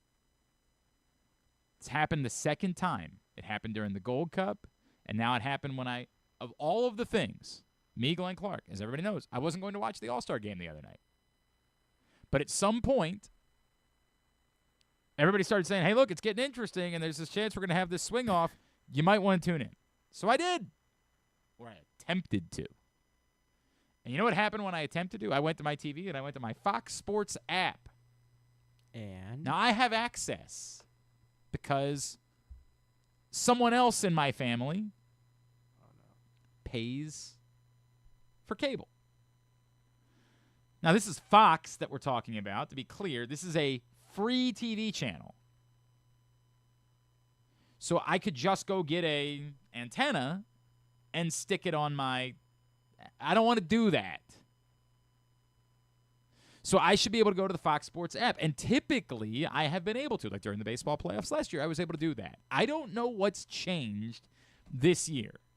But if I want to watch something that's on Fox, I can go to my phone. I can pull up the Fox Sports app, and I can watch it right there on my phone. But if I go to do that on my TV, the event that I want to watch is not available. And I assume the reason is because on TV, they want you to watch on TV because they still think that they can get a Nielsen point or something like that, although that seems insane because you can actually track the number of people that are on the app. Nielsen is poppycock. I'm grateful that I can be somewhere where I can actually say that out loud instead of having to pretend like it's a legitimate thing, which it is not. Fix it. We are living in 2025. Stop making it more difficult for people to watch your content. Stop living in a world where you want people to be enslaved to the way things used to be. Because this is the reality. If they don't get it from you, they're going to get it somewhere else. There's a website or an app that is providing your stream. Make it simple.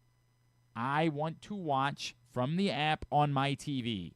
Make it so. And ESPN's been flirting with this. We're like, even if you have ESPN Plus, you also have to have a cable subscription. This has got to stop. Stop thinking that you're going to be able to double dip here. No one is willing to pay for both. If I'm subscribing to ESPN Plus, it's because I get ESPN and ABC and all of your content. Because there's nothing that exists only on ESPN Plus that justifies it outside of the, if you've got a friend or a family member that plays, college sports and the only way to watch the games is on ESPN Plus. Fix it. Stop thinking that it's going to work another way because it won't. Those days are over. So, yeah. Sorry, I don't even know where I got there. The Fox. Yes, the games for the Shell Shock, they're going to be on YouTube. Which I can go to easily on that app and look it up and watch. It's amazing how that works, right? In 2025. Fix it. Fix it. All right. Thank you to Darryl Morsell. What's he have to do with my rant about Fox? Imagine Darryl Morsell was like tuned in, and he was like, "What?" Yeah, I was dialed in during that, Glenn. That was good. It's very annoying that this is still a thing that we deal with. I can imagine. Understand. And look, all they're gonna say, "Hey, we're gonna all have over the top available soon," and when we get there. For whatever you want to think about NBC and Peacock, they've made it easy. You subscribe to Peacock, you get the Sunday Night Football games. You don't have to subscribe to Peacock and have a cable provider. You can just subscribe to Peacock. And that means that you can watch Sunday Night Football, and you can watch this weekend the British Open. And whatever they do on NBC, you can watch. When they've got the NBA next year, you'll be able to watch it. Just subscribe to Peacock. That's the way. price it whatever you need to price it. Let people choose if it's worth it. For me, because I don't have cable any longer, it's worth it to pay for Peacock as I get everything with it. I don't have to then put in another password and sign in a different way. When I sign into Peacock, everything's there. And when I want to watch a Sunday Night Football game, I can watch a Sunday Night Football game. I'm trying to think of what else I watch. I watch WWE. I watch... You didn't watch the ESPYs.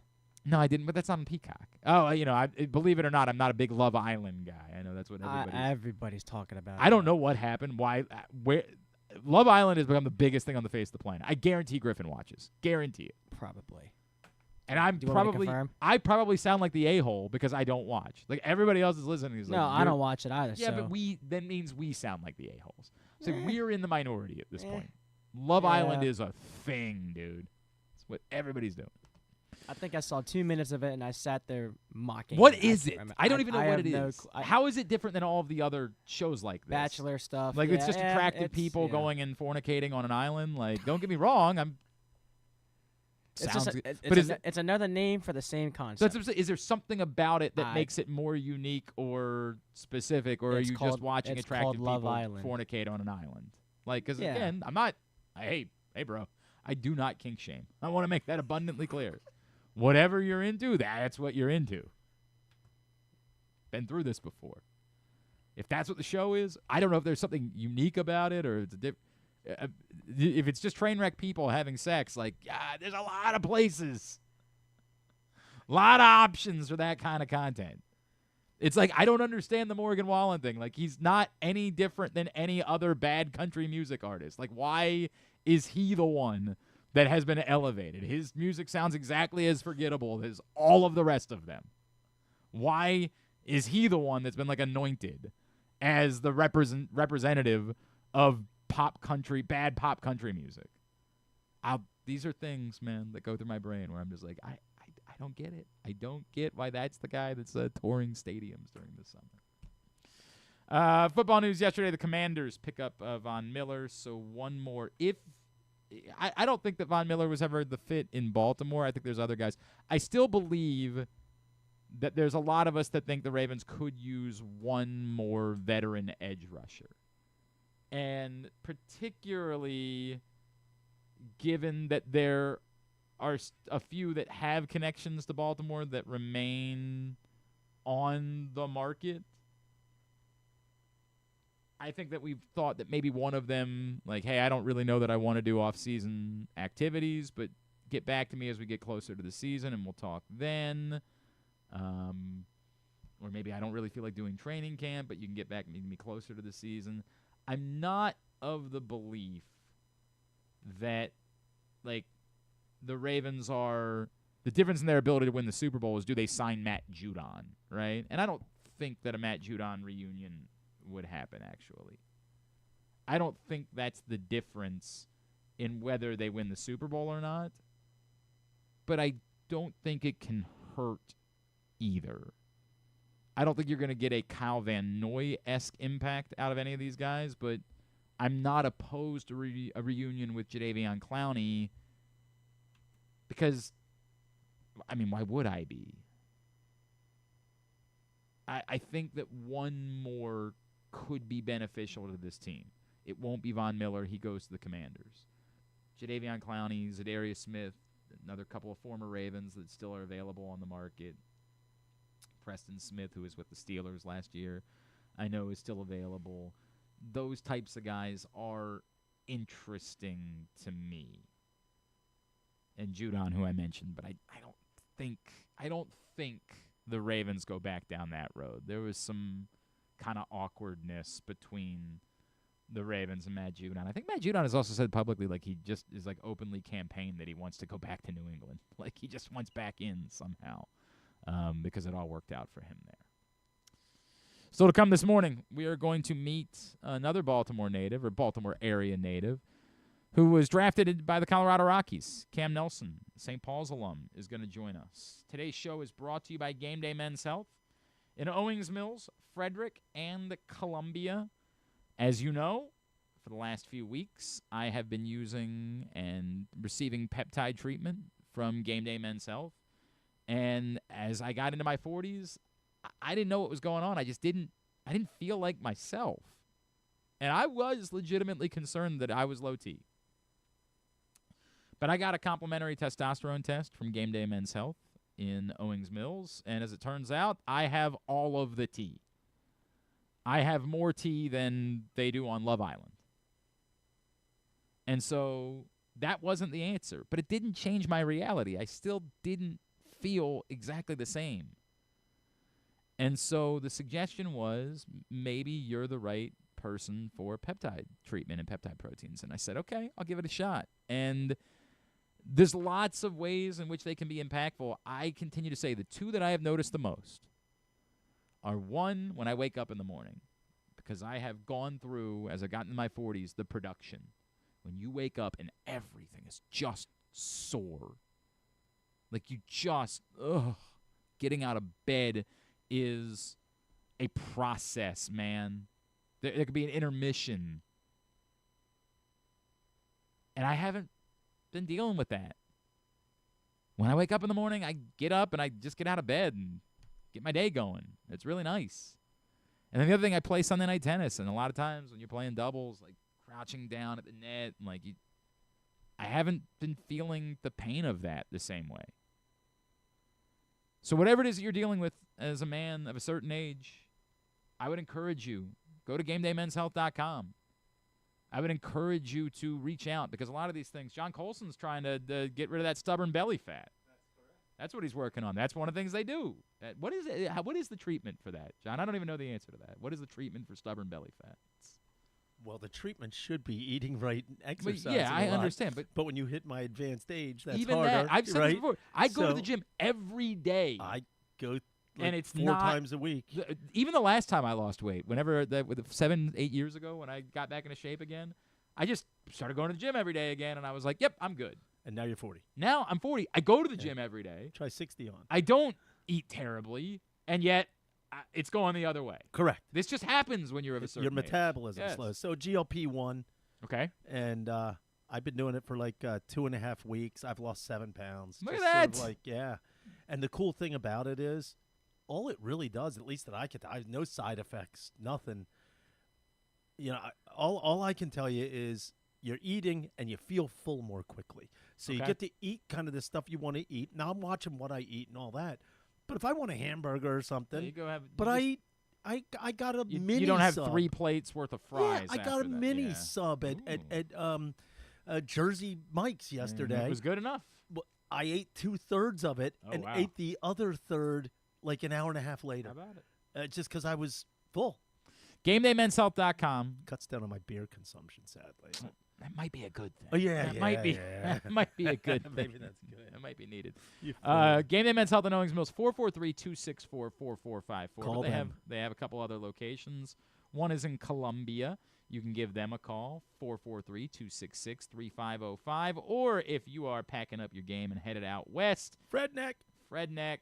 240-931, or Fred Rock, as they like to call it out there. Fred Rock. 240-931-3717 for Game Day Men's Health. Look, man, these are things that we don't like talking about necessarily as men. We don't like, and look, the other part of it is erectile dysfunction. It's sexual performance. It's that thing that, you know, like I'm not, if that was what I was getting treatment for, I would tell you about it because, you know. Why not? When have I ever hidden anything from you guys? But look, a lot of men go through it, and it might not even be men in their 40s. Sometimes it's men Grant's age, and that's not me saying Grant. I'm saying Grant. It's easy over there. Easy over there. Grant's age. Like sometimes you're in your 20s, and you're like, dude, what the hell is going on here? And how do you talk about that with your buddies? How do you go out on a Friday night and be like, hey, so got a bit of an issue? You don't want to talk about it. Talk about it at Game Day Men's Health. Thank you, John Colson. Welcome. Good luck with the belly fat. Good luck with that process. Thank you for referring to it as belly fat. I think that's what you're supposed to say. I think that's what they like. The idea is. How about I just feel overweight? Okay, fine. You can say that, but I think that's what they normally say is stubborn you're right. belly You're fat. You're 100% I think that's the way that it's said. You're 100% correct. Okay, man. Cam Nelson from St. Paul's next. Glenn Clark Radio. For fans of the Costas Inn, and who isn't, I have some great news. Now there's a second location to go along with 4100 North Point Boulevard. This one is at the Timonium OTB. This is Stan the Fan, and I have been a fan of the Costas Inn and Triantafalo's family for going on 30 years. They're open for lunch and dinner, same great Costas feel, same great menu and quality food you've been enjoying for well over 50 years. The exact address on your GPS is 2200 York Road, and their phone number at the new location is 667-406-1975. If you're new to the Costas experience, get ready for a real treat. All wrapped up in a new spacious dining room in Timonium at the OTB. If you want steamed crabs, you have them, and the full menu at 4100 North Point Boulevard. The number for reservations there at Costas, 410-477-1975. This August, the PGA Tour's best are coming to Maryland. The 2025 BMW Championship tees off August 12th through 17th at Caves Valley Golf Club in Owings Mills. See the top 50 players battle it out in the penultimate event of the FedEx Cup playoffs. Don't miss your chance to witness world-class golf, fan experiences, and unforgettable moments. Tickets are on sale now at bmwchampionship.com. The BMW Championship, where legends take the lead. Summer just got a ho lot merrier at Live Casino. Win your share of $30,000 during Christmas in July. Earn entries starting July 1st. Dash in on Saturday, July 26th to be one of 50 winners to unwrap top-of-the-line electronics, home appliances, free play, and other great gifts. Go all in on good cheer at Live Casino. At Erndale Mills. Must be 21. Please play responsibly. For help, visit mdgamblinghelp.org or call 1-800-GAMBLER.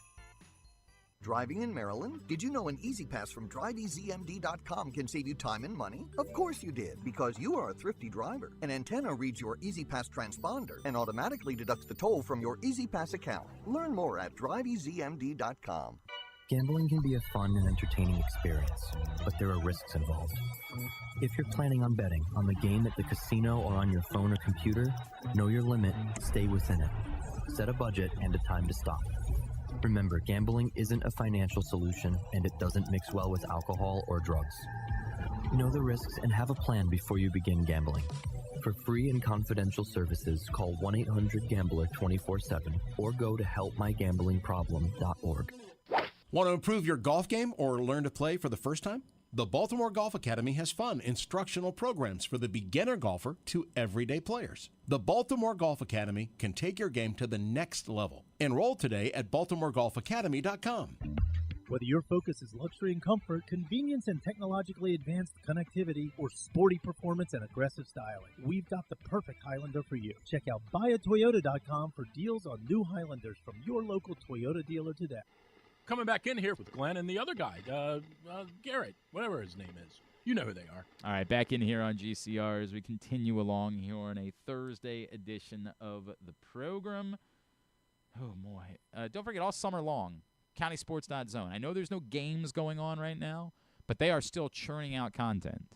They did a lot of recapping the academic year that was, and now they're starting to look ahead to the academic year that will be, and clearly the biggest part of the year is high school football season.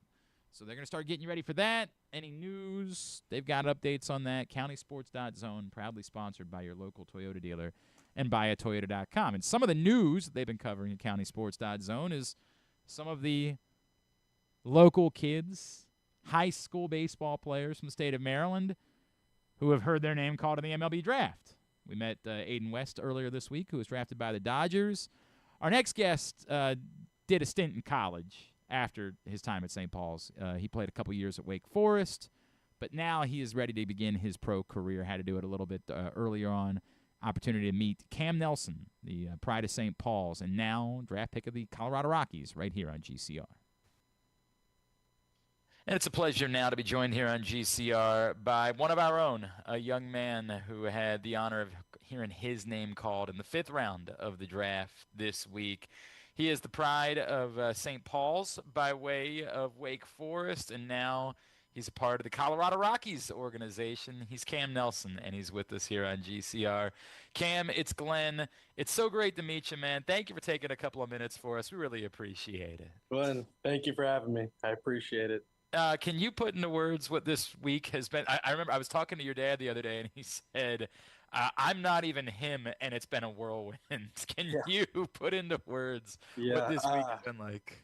I mean, it's very surreal. I mean, it doesn't feel real yet. I mean, it happened 2 days ago, and it still doesn't really feel real. I'm just beyond grateful for everything, for all the support system I've had growing up back in Baltimore, all the people I was able to meet, relationships. That's taken me the long way, and I'm just very thankful for everybody back there and everybody I've met along my way on my journey.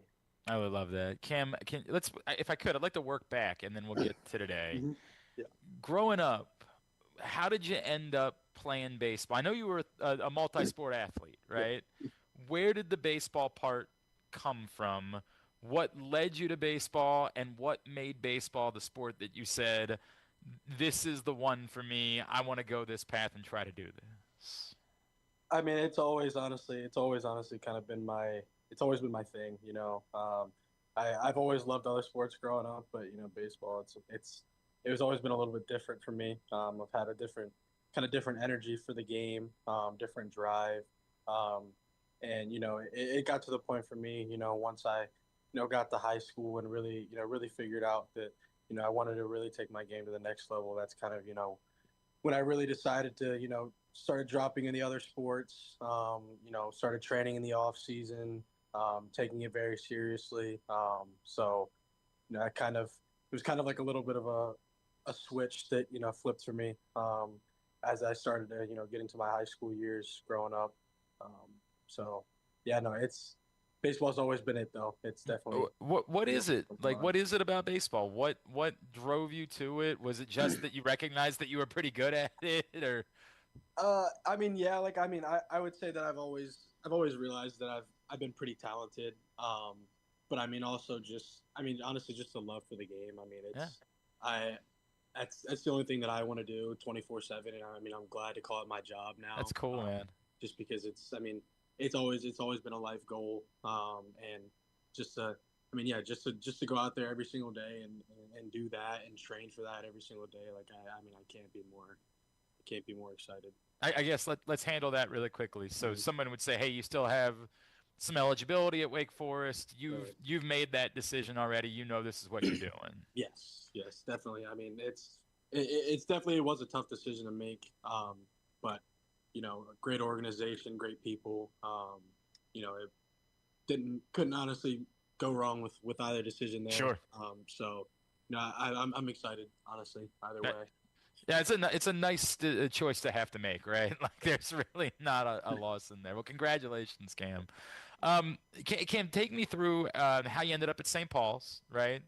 And what that experience did for you, obviously playing in the MIAA against a lot of top guys, why that was the route for you, and what it did to help you on your path to now being a pro baseball player. Right. So I'm growing up in Hartford County. That's where we were originally from. We've kind of, we've met some people going to, some showcases when I was younger, and, we found St. Paul's through some friends, and, that was a really great fit for me, not only academically, but for baseball as well. And so, we saw that through, from 2017 through 2022, seventh grade year to my junior year of high school. I did at St. Paul's, and I can't be more grateful for that experience, not only just for the in-classroom experience, being able to graduate at a very high level of high school, and to be ready for college. That was, it was a very extremely important thing for me. And not only just for high school ball as well. I feel like going out there was great for me, the relationships with all the people that I've met there at St. Paul's. And then obviously, my senior year going to Pro 5 in Fredericksburg, Virginia. That was another big step for me as well. That, really feel like I took my game to the next level my senior year. And, I was essentially living by myself, and I was started before college my senior year. So that was was a whole nother experience. It forces you to mature a little bit, right? Oh, That 100%. moment. Yep. I would not. This is just for the record. I would not have been able to handle that. That would have been a real problem for 17-year-old Glenn Clark. Oh, yeah. It would not have gone well. So kudos to you for handling it as well as you did. I should bring up, there's become kind of like a St. Paul's pipeline in recent years, and I have to, because he's one of my closest friends in the world. I got to bring up Steve Johnson in this conversation. Mm-hmm. Yeah. I know he's quite a bit older than you, but Spencer Horowitz, Lamont Wade. Do you know any of those guys? Did you get to know any of those guys? And what's it like continuing that sort of pipeline now? I do. So actually, it's funny. My junior year, we had an alum game, and some of those alum came back. Obviously, guys like the Spencer Horowitz and Lamont couldn't come back. Yeah, they got stuff to do. Yeah. And all that. But Steve was there. I got to meet him. Got to meet some of the other alum. That event was really cool. I'm glad we got to hold that our junior year, my junior year. I thought it was pretty cool, kind of just to see the people that have been through the program and what they're up to nowadays, and seeing how successful they are, and just envisioning that in myself in years down the road. I think that's very, very important to think about, and just meeting all those people is great. I was able to meet Spencer on a different occasion, on a different day, but he's a great guy as well, and Lamont I've been able to talk to on the phone.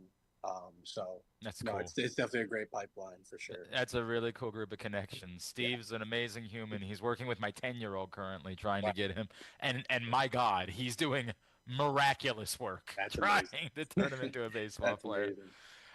Cam, I know it's funny. I was talking to Aiden West, who just got drafted to the Dodgers the other day, and he's a shortstop. He adored Adam Jones growing up. Now I think about you as a center fielder.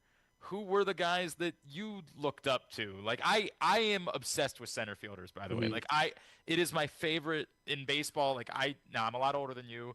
I grew up idolizing Ken Griffey Jr. and Kenny Lofton, and Adam is not only a friend, but one of my favorite baseball players ever. Cedric Mullins is probably my favorite current Oriole. Who were the guys for you that you looked up to and that you took the most from? I would honestly say first, without a doubt, it has to be Bryce Harper. That was for me the guy. Growing up, he was so electric to watch, and just to watch him do it at such a young age too was really fascinating to me at a young age. So it was just it was a very big motivating factor for me too. I saw he was a left-handed hitter. I was I was younger. I remember just having a little wiffle ball bat in my hand, trying to emulate his swing, just stuff like that when I was younger. That's how much that stuff meant to me. But yeah, no, Bryce Harper is definitely a guy that I looked up to and I still do look up to now. Just to watch him still do the stuff he's still doing today was amazing. That's really cool, man. Yeah. Have you ever had a chance to play at Camden Yards in any of the All-Star games or anything like that? I have not. I've been to so many games, countless games, but I've never been able to play on the field. So have you allowed yourself to think about you might? Yeah. Yeah. There's been so many times. I mean, dreams and just daydreaming, all that stuff. I think about it all the time. That's cool, man. That's really cool. Yeah, and you might not be very far away from that becoming reality here in a couple of years. Cam, what are the Rockies getting? What should fans of theirs know about you? What you bring to the field every day, the type of player that you are? Well, I mean, they're getting a ball player that's, it's going to be electric. I'm a guy that's, just going to give it my all every single time I'm out there on the field, playing every single game like it's my last, playing every game no fear. I'm a guy that's, going to go out there and just, lay everything out on the line. That's how I feel like is the right way to go about it. And, just with my, unbelievable confidence, immense confidence in myself, I feel like I can be there and, be there shortly. I feel like I can, have a real big impact in the organization, and I feel like I'm ready to do that very shortly. Can I assume at this point that pitching is probably off the table? Like that maybe goes by the wayside as you make this jump? It might. For right now, it is. Right now, it is. But it's always in the back pocket. So I always ask guys how this works when is there a volunteer system for when games get out of hand and somebody has to go in to pitch? Are you the type that you would be high on the volunteer list of I've got an inning in me if you need? Oh, I would say so. I'm always good for an inning or so. I'm always up to getting up there on the mound and just letting it eat. Has that been tough for you to put that part? Is there any part of you that's thought maybe I could be Shohei Ohtani? Maybe. Yeah, it has been pretty hard to put it behind me a little bit, especially this season dealing with a finger injury at the start of the season. It was pretty hard to put it away from me, but it got to the point where I had to embrace a pretty big role when I got back during the halfway point of the season. So I've kind of been able to mature and develop in that way to know that I am a center fielder. And pitching could be there if it needs to be. Maybe one day down the road. Maybe one day. You never know how things go. Tell me about the call, right? What goes through your mind? What is that moment like to realize this is happening? This is the thing that I've dreamed of, and now it's real for me. Honestly, it was unreal. It just felt like a dream. You know what I mean? It just had nothing. It felt like it really sunk in yet. That's amazing, man. That's really, truly amazing. Cam, I'll ask it this way. Obviously, you're not originally from Baltimore. You're from Harford County. But look, we'll count it all the same, right? Right. In what way has this area most shaped you as an athlete, as a person? How do you carry – we talk a lot about, guys from here tend to have, a chip on their shoulder, right? It's just the way that it works. We're overlooked. We don't get the same love as guys from other places. How do you most carry Baltimore and this area with you as you're a baseball player, as you're a person? Honestly, it's just the humble factor, just staying humble, day in and day out. I feel like that's, a very big thing, people of Baltimore carry around them, people aren't really that cocky in Baltimore. It's a bunch of great people, great relationships that I've made in Baltimore, with school, baseball, and all. Just in general, I just feel like I've been surrounded by great people my whole life, and I feel like they were able to, shape me into the person I am today. And I just feel like I'm able to be, with me being on a little bit bigger platform, I feel like I'm able to, be a little bit of a voice for other people as well. That's awesome. You're now the guy that everybody looks up to and says, I want to be the next Cam Nelson. I want to be able to follow his path. That's so cool, dude. Cam, how can folks from around here be giving you a follow? Twitter, Instagram, anywhere like that? How can they be following your journey? Yeah, Instagram, Twitter, anything really. It's Cam Nelson. There's a bunch of underscores either somewhere around. I think I saw on Instagram. It's underscore Cam Nelson underscore something on like that. Instagram. Yeah, that should be Instagram. Give him a follow there, and I think it's underscore Cameron Nelson on Twitter as well.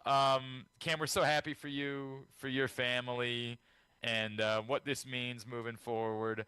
We will be rooting, as I always say, we'll be rooting like heck for you, other than when you come back with the Rockies and you play at Camden Yards. Then, we wish you well, but it's just the way that it goes, dog. It's just the way that it happens. Right. Oh, by the way, can I assume you were a Ravens fan? Do you already have enough purple in your life? Oh yeah, huge Ravens fan. So it's just more purple now. It's just more purple I could add to my inventory. That's cool, man.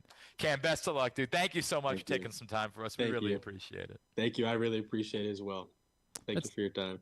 It's Cam Nelson. Great kid. Appreciate that. And obviously we'll be rooting for him as he makes his jump into pro ball with the Colorado Rockies. All right, we are winding down for a Thursday edition of the program. Today's show also brought to you by Live Casino and Hotel. UFC fight on Saturday night. No better place to watch it than Inside Sports and Social at Live Casino and Hotel. You can spend the big money watching it at home on pay-per-view, but why would you want to do that? These events, these cards just get pricier and pricier. Watch it for free at Sports and Social, and then take the money that you would spend, put it towards great food. Because let's be honest, when you do this and you order the pay-per-view at home, you're still going to also order low-rent pizza and wings. You're still going to spend a boatload of money. Stop it. Stop it. Stop. Instead, put that money towards great food at Sports and Social, or winning some bets at the FanDuel Sportsbook, or maybe make a night out of it. Make an evening. Make your wife happy, the missus happy, or the mister happy, whoever it is, and get a room. Play some table games, something like that while you're down there. Make a weekend out of the UFC fight. Again, at Sports and Social inside Live Casino and Hotel. We'll come back in, we'll get a tidbit, we'll get tubular, and we will wind it down for a Wednesday edition of Glenn Clark Radio. Feeling sluggish, unfocused, or not like yourself? It could be low testosterone. At Game Day Men's Health, we specialize in testosterone replacement therapy to help men boost energy, improve mood, and regain confidence. Treatments, including testosterone cypionate, are safe, natural, and tailored to fit your lifestyle with weekly injections or pellet therapy. Get started today with a free testosterone test and feel the difference. GameDayMen'sHealth.com. Game Day Men's Health, where men reclaim their game. Make the most out of every day in your Toyota RAV4. Available in hybrid or gas-only models. A RAV4 can get you where you want to go in style. Check out buyatoyota.com for deals on new RAV4s from your local Toyota dealer today. Need a trophy or award that's as unique as the achievement? Look no further than Crown Trophy. With locations in Owings Mills and Gaithersburg, they specialize in custom trophies, plaques, and medals for any occasion. From sports and academic awards to employee recognition and corporate gifts, visit crowntrophy.com today and let them help you create a lasting memory for your school, team, or business. Crown Trophy is a proud supporter of the Maryland Public Secondary Schools Athletic Association. crowntrophy.com. The latest edition of Press Box is available now. On the cover, we celebrate the first ever Baltimore basketball player to reach the Naismith Hall of Fame as we talk to those who knew Carmelo Anthony best about how his Baltimore upbringing shaped his legendary career. Also inside, Bo Smolka profiles Ravens second-round pick Mike Green, and find our annual summer travel section with information on some of the best sporting events and activities in Maryland that your family can check out all summer long. Press Box is available for free at over 500 locations throughout the region, including 60 Royal Farm stores. Or you can read the entire issue online at PressBoxOnline.com, where you can also find great betting advice and the best daily coverage of the Orioles, Ravens, and Terps. Calling all athletes and families, don't miss Football versus Football, a free sports and wellness festival Saturday, July 19th from 10 to 6 at Baltimore Peninsula. Meet retired Ravens, other former NFL stars, and pro soccer players. Join youth sports clinics, get free health screenings, and enjoy food, music, and family fun. Powered by United Healthcare, presented by Sports Legacy Group, and supported by University of Maryland Orthopedics and 1-800-GAMBLER. For fans of the Costas Inn, and who isn't, I have some great news. Now there's a second location to go along with 4100 North Point Boulevard. This one is at the Timonium OTB. This is Stan the Fan, and I have been a fan of the Costas Inn and Triantopoulos family for going on 30 years. They're open for lunch and dinner, same great Costas feel, same great menu and quality food you've been enjoying for well over 50 years. The exact address on your GPS is 2200 York Road, and their phone number at the new location is 667-406-1975. If you're new to the Costas experience, get ready for a real treat. All wrapped up in a new spacious dining room in Timonium at the OTB. If you want steamed crabs, you have them, and the full menu at 4100 North Point Boulevard. The number for reservations there at Costas, 410-477-1975. One of the things that's definitely wrong with this country is that this dude still has a job somehow, some way. Glenn Clark. All right, back in here on GCR as we are winding down for a Thursday edition of the program. Real quick, tomorrow's schedule is going to be a little bit different. I unfortunately have to go down to Virginia tomorrow afternoon. whenever you say you're going to a funeral, everybody's, oh, no. This is a celebration. I've talked to you guys before. My lifelong best friend, I mean, like the most important person in my life, someone who is a member of my family, he passed away about 5 years ago. And his grandmother died, which is amazing that, like, he would have been 43 this year and still had a living grandparent to this day. I mean, it's incredible. She passed away this week, and I'm going to go stand in because he, unfortunately, is no longer with us. I'm going to go stand in for him as a pallbearer at his grandmother's funeral. So I got to get out of here a little bit earlier. So what we're going to do is we're going to start the show at 9:30 tomorrow, and we're going to do a 90-minute version of the show. You're not getting cheated because I promise you're getting an extra 30 minutes. But we're not going to we're not going to 12:30 today. Although I say that, maybe Grant's got a ball buster of a tidbit that's going to take me forever. We go to 12:30 like every day, so chill out. You're gonna lose a little bit of time on the show tomorrow, but we more than make up for it during the course of the week. So we're gonna do a 9:30 to 11 a.m. show tomorrow. Stan will be joining us in studio as he does every Friday. So looking forward to being back together with Stan. Haven't seen him much because of vacations and holidays this month, so it'll be good to see him. And we will get you ready for the second half of baseball season. So. Just a small change, 9:30 to 11 tomorrow. And if you don't watch or listen live, no problem. Just be prepared. The podcast is going to be a little bit shorter tomorrow, as it'll only be a 90-minute version. And that should start helping you adjust to what will ultimately be coming, which is, I believe by the start of football season, we'll be adjusting to a 1-hour time frame for the show. We're still working on all those details, but that is the plan. So we'll start making that adjustment soon. Cool? Capiche? Appreciate it. Let's get a tidbit. Tidbit is brought to you today by the print issue of Press Box, which is available for free at your neighborhood Royal Farms and at the hundreds of locations around town where you find Press Box. You can read it all at PressBoxOnline.com. It is the Carmelo Anthony Hall of Fame special issue as we celebrate Baltimore's first ever basketball Hall of Famer, Carmelo Anthony, the pride of Towson Catholic, going into the Hall of Fame later on this summer. And we spoke to those who knew Melo and those who know Melo about how Baltimore shaped his legendary and Hall of Fame career. So that's inside this print issue of Press Box. It's also our annual summer travel issue. So you're looking for events and activities that you can do with your family all summer long. You can find out more inside this print issue of Press Box, available for free at your neighborhood Royal Farms, any of the hundreds of locations around town where you find Press Box. Grant, what you got? In honor of the occasion to be that is trade deadline day, I've drawn up or researched a few past trades that the Orioles have made at deadline time. I want you to finish. I want you to finish the trade. Now I'm only giving you. I'm not asking you to give me. Finish the trade, you say.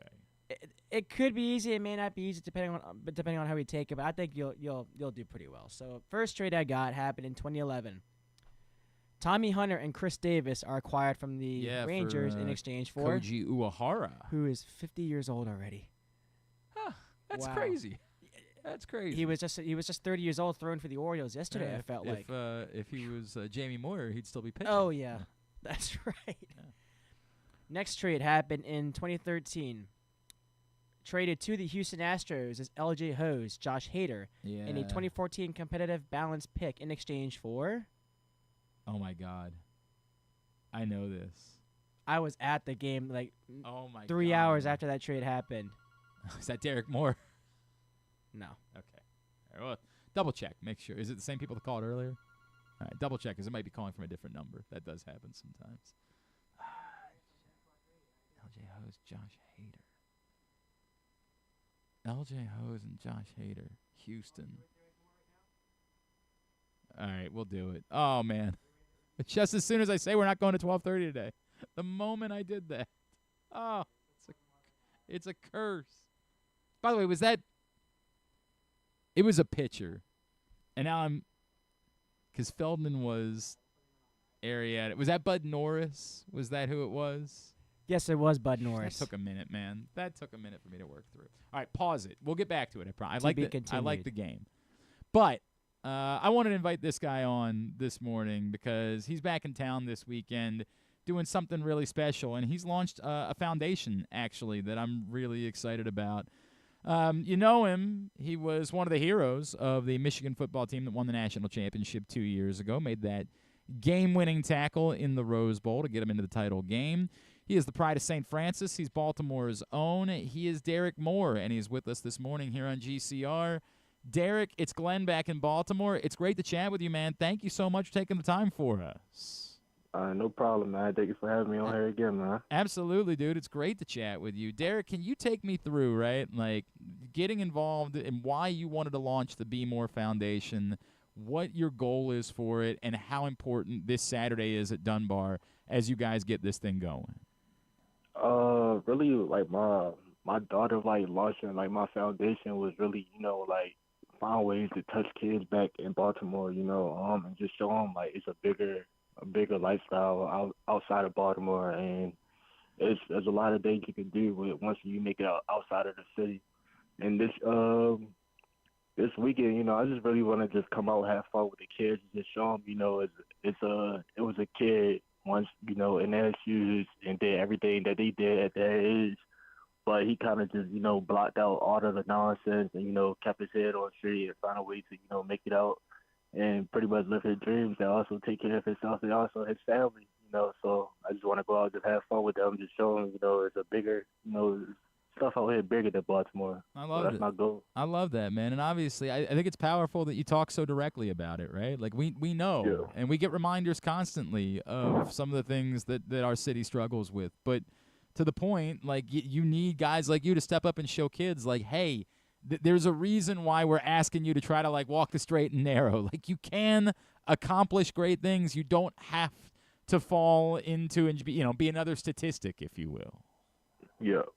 You, I know, unfortunately, like, I think everybody knows, for as a wonderful place as St. Francis is, it's right nearby, like some of the neighborhoods that we're talking about, right? Like, it's in a pretty bad neighborhood. How real was this for you in your life, your own struggles? Like, how much did you see it, and why didn't you become a statistic, Derrick? Like for me, I kind of, like I grew up like in the heart of Baltimore, like literally like in a city. So like, I grew up seeing the struggle and being in the struggle every day, and telling myself every day like, this is not for me. Like, this is not the lifestyle that I want to live, or nor for my children. And I just want to find ways to to take care of my family. So every day I just took that as motivation. Being at St. Francis and working out around vacant houses and also working out across the street from a prison, that gave us all the motivation, just to go harder and just keep, pursuing our dreams, So I feel like, St. Francis, that just kept me in a humble mindset. And it also helped me like build my character as well. So, just being in them settings, just really just helped motivate me to where I'm at now. That's awesome, man. That is, I love everything about that. The remind me the camp on Saturday. It's free, correct? Yes. So the camp is Saturday. Starts at 10 o'clock, and it's also free to everyone. I want everybody to show up. Also, even the parents. I got a few things planned out for the parents as well. I won't just have them just sitting out there as well. So it's just pretty much a good time for everybody to just come out, have good vibes, and just pretty much just play football. Just play football and have fun with it, and just learn how to play ball. If any of the kids haven't played ball before, and also I just want to be able to send a message out to at least like 2-3 of the kids if I'm not able to get to all of them. That's awesome, man. Good for you for doing this. And do people need to sign up ahead of time, or can they just show up at Dunbar on Saturday? I would actually say it's best if everybody can sign up to the link. There's a link. If anybody follow me, people can follow me on Instagram at Big AD Moore. There's a link in my bio for you to sign up. And it's best if you sign up so pretty much we can have a head count of everybody who's all signing up, and so we can have everybody like T-shirts, and we're gonna have T-shirts for everybody, book bags, giving away gifts and everything, just so I can have a good head count. It's awesome, and we will also link that up on our Twitter account as well, at Glenn Clark Radio, or we'll just tell you what, we'll just retweet yours And that'll make it really easy. Well, that's what we'll do, so Yeah. everybody can check Thank that you. Appreciate it. Of course, I appreciate man. that. Derrick, get me caught up, right? Since the last time we talked, I know last year was a little bit tougher for you guys. That wasn't all that unexpected, but what did that do for you and your juices to say, hey, we want to prove? And I know there were still obviously huge wins in that process, right? Like beating Ohio State and, Alabama. That ain't bad. What did last year do for you guys and how driven you are to show that's not what Michigan is? We got a championship standard here. First, I'm gonna break it up into like what it meant to. I feel like what it meant to as the team. The team wise, I feel like learning off last year. I feel like going into this year, I feel like we're learning more about like team chemistry. Building more as a team. Because I feel like that's what we were slacking at. We wasn't much of a team yet. We had a lot of young guys on the playing more into like the bigger like starting role and things like that. So I feel like going into this season, we just learning, just to be connecting more as a team and just, how can we play together and get better together. Personal wise, really for me, I really would say like being more of a leader. Finding ways to, step up and talk more. My personality wise, like I'm not too much of a talker. I don't like to, speak out loud in front of everybody. I'm more so the person who do it behind the scenes, but that's my biggest challenge, of holding everybody accountable, even myself, and just stepping up and talking more, and then also just making a more of an impact on the field for the team, and that's it really. Did that come naturally for you, like, or did you sit down with somebody and they say, hey, Derrick, don't be afraid to use your voice a little bit? No, that really just came natural. I feel like I've been this way my entire life. I feel like it takes me time to really like break that shell and start talking more. It was the same way at St. Francis, but I feel like the same between being at St. Francis and being here at Michigan. I was pretty much around a lot of great leaders, and I learned from them. So as long as I continue to like just be able to speak more and do everything like how like what the standard here is, I feel like I can help the team win a national championship. That's awesome. So you speak of St. Francis. I know you didn't play for Coach Biff, obviously, when you were there. Did you? I did. Oh, did you? I just trying to do the math on that. Okay, so what was it like having him come back last year and being back around the program? And what would you want people? He's such a larger than life personality, right? Like I feel like the legend of Biff Poggi like is even greater than actually Biff Poggi himself. But like, what would you want people to know about Coach Biff and how he is as a football coach and a guy, and what it's like being around him again? First I would say, it's pretty awesome being back around him. He brings a lot of joy and comfortableness, when he come back around, because he's one of the guys who I can just go up to and just talk to how I'm feeling about anything. He will make sure I'm fine and straight with everything. But for the people who don't know who Biff Poggi is, I would say Biff Poggi is a excellent, wonderful family guy and also a coach. He makes sure everybody is taken care of. Like if you are one of his guys, or if you're one of the guys who always do right, he will always do right by you. And that's pretty much a good summary of him. Like he will always take care of one of his guys. He loves his players. He loves Michigan. And he also loves St. Francis. So as long as you are part of one of them, programs, you always be one of his guys. We're a little bit worried that you guys are just going to keep stealing everybody from around here, like yourself, who ended up going out there, because we're Maryland fans around here. It was tough I know you had to be thrilled. It was tough for us to see Jay Sean go up there. How cool was that for you, for him to end up there, and how special has that been? It was actually special, being back around Jay Sean. I actually had a talk with Jay Sean after we played him our 1000 win. I actually had a talk with him. I was like, man, you gotta come up here, and he ended up coming. And since then, man, I feel like he's brought into the program, and he's been doing everything excellent. This is a really difficult thing for me to say, like, because I like both of you guys, but like, it pains me. It pains me so much. I want you guys here locally. That's just the way that it works, man. I got to be selfish about that. Do you feel like you guys are ready to make that jump back into the national championship conversation this year, Derrick? For sure. Going into this year, I feel like a lot of guys who haven't played as much, or really like a lot of the young guys who's coming up and playing in like that starting role or even a leadership role. I feel like they ready to get their name heard. So I feel like this year team is pretty much hungry and we ready to just show the world like it don't matter who we have or don't have, like we're going to pretty much dominate anybody who come across us. No, that's cool, man. And how does this work? Does Coach Harbaugh go ahead and send you the Chargers playbook so you can start learning it for next year, or like do we still pretend that like you might be somewhere else? Because we wouldn't mind it if it worked out with you back here in Baltimore with like David Ajabo. Like that would be pretty cool for us if it worked out that way a year from now. I'm be honest. I hope it works out. I hope it works out that way yeah, too. Right. But no, with Coach Harbaugh and them doing over at the Chargers, it's pretty much similar. But I feel like we do different things. So, but I feel like the standard is the same, but it's different. It's different ways how we do it. I appreciate that. Derrick Moore, let's remind everybody this Saturday, 10 a.m. at Dunbar for the camp, and he asked that you guys sign up. It's free. It's completely free. It's a great opportunity for your kids to learn from someone who is a rock star and having incredible success.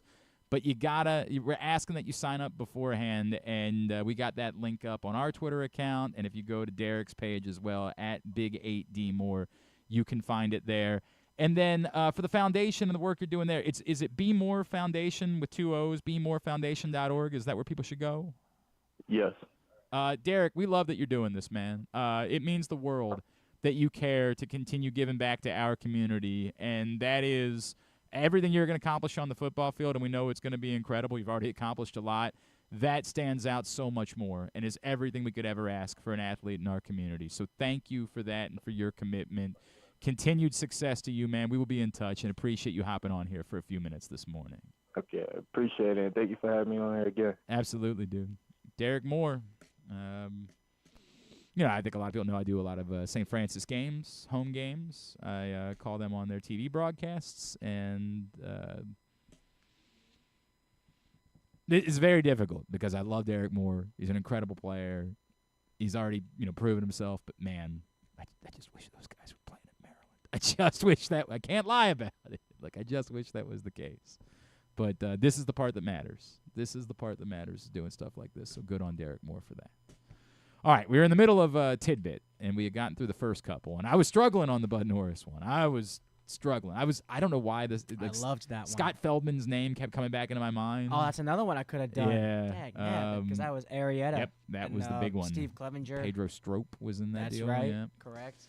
All right, next. All right, I got a few more for you. So this was a one-way, one player per side. One player per side. Eduardo Rodriguez is traded to the Boston Red Sox it was, in 2014. Andrew Miller, right? Too easy. Yeah, Andrew Too Miller. Easy. Yeah. 2018, Cody Carroll, Josh Rogers, Dylan Tate from the Yankees to the Orioles. It was Zach Britton. Zach Britton. Yep. I hope this one stumps you because you're doing really good at this so far. To the Phillies in 2017 is Hyun-Soo Kim and Garrett Clevenger in exchange for... Got him. Got him. I say that now, but give it 10 seconds. He's gonna figure it out. I don't remember this deal at all. I don't remember Hyun-Soo Kim being dealt to the Phillies. Well, we got him for a semi-veteran starting pitcher. Semi-veteran starting pitcher. Long time with the Rays. It was not Alex It wasn't Cobb. Jeremy Hellickson. Ooh, there it is. Was it? It was Okay. Jeremy Hellickson. Man. I would not have gotten that. one. I would not have gotten that had you not guided me towards it. That was I a gotta tough. stop That was a doing tough. that. No. I mean, it's. I don't get full credit for that. That was a toughie. Good job. Fair enough. How many more do you want? I got Give me a couple more. All right. Give me a few more. You can give me. What time is it? 12. Give me 4 more. 4 more. I should have 4. Okay. If you don't, it's fine. Give me what you got. I do. Okay. A couple years ago, Uh-huh. Cesar Prieto, Drew Rom, and Zach Showalter go to the right. Cardinals for... The Cardinals for Flaherty. Correct. Yeah. In 2018, J.C. Encarnacion, Evan Phillips, Brett Cumberland, Bruce Zimmerman, and some international slot money with $2.5 million for 2 players. Who were they? 2 pitchers. Oh, God. This was the sellout year. That was the Braves, right? With Correct. that trade? Yes. Oh, my God. What did they get from the Braves? Those 5 went to the Orioles in exchange for these 2 I know. pitchers. Ooh, this one I thought you would get. Oh, my God. Who went to the Braves in 2018? We had a lot of trades with them that year. We were very busy talking with the Braves that year for some reason. At least at that point, Ryan Flaherty and Nick Markakis could sit there and say, "Hey, welcome, everybody." They had been there for a couple years by that point. This is what it feels like to win. Was Flaherty still with the Braves in 2018? Yeah. Okay. That was his first year post Baltimore too. God, man, this is gonna drive me nuts. Okay. Pitchers. Gosman was one of them. Yeah, I was not fully confident on Gosman, but that was the one that I thought. The other one, I don't know that I'm ever gonna get. One of the relievers. Pick or take from the what they used to call Bob. Oh, it was Brad Brock. No, he was traded just for money. He was just traded for money. So was it yeah, O'Day? It was. Yeah. All right, let's see if I can stump you with this last one here. Because they both went to the Braves. Correct. Yeah. Yes. So if I can stump you with this last one, Junior Lake in 2015 comes from the Cubs in exchange for. Oh my God. Oh my God. Well, we've already we here's a hint. Yeah. We've already mentioned him once on Tidbit today. We've already mentioned him once. Way earlier, before Derrick Moore. Before the break. Was that did they trade Norris to the no? Okay, who was it? Tommy Hunter. Oh yeah.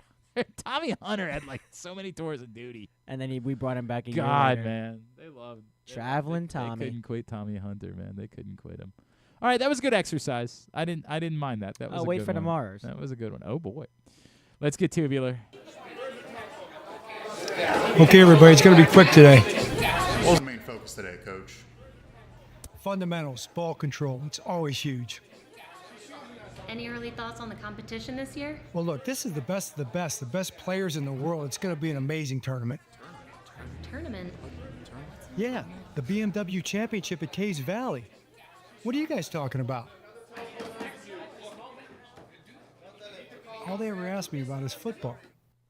Here's what's coming up, totally tubular-wise, and again, it's about what you'd expect because baseball ain't back until tomorrow. The British Open, of course, has been going on all morning.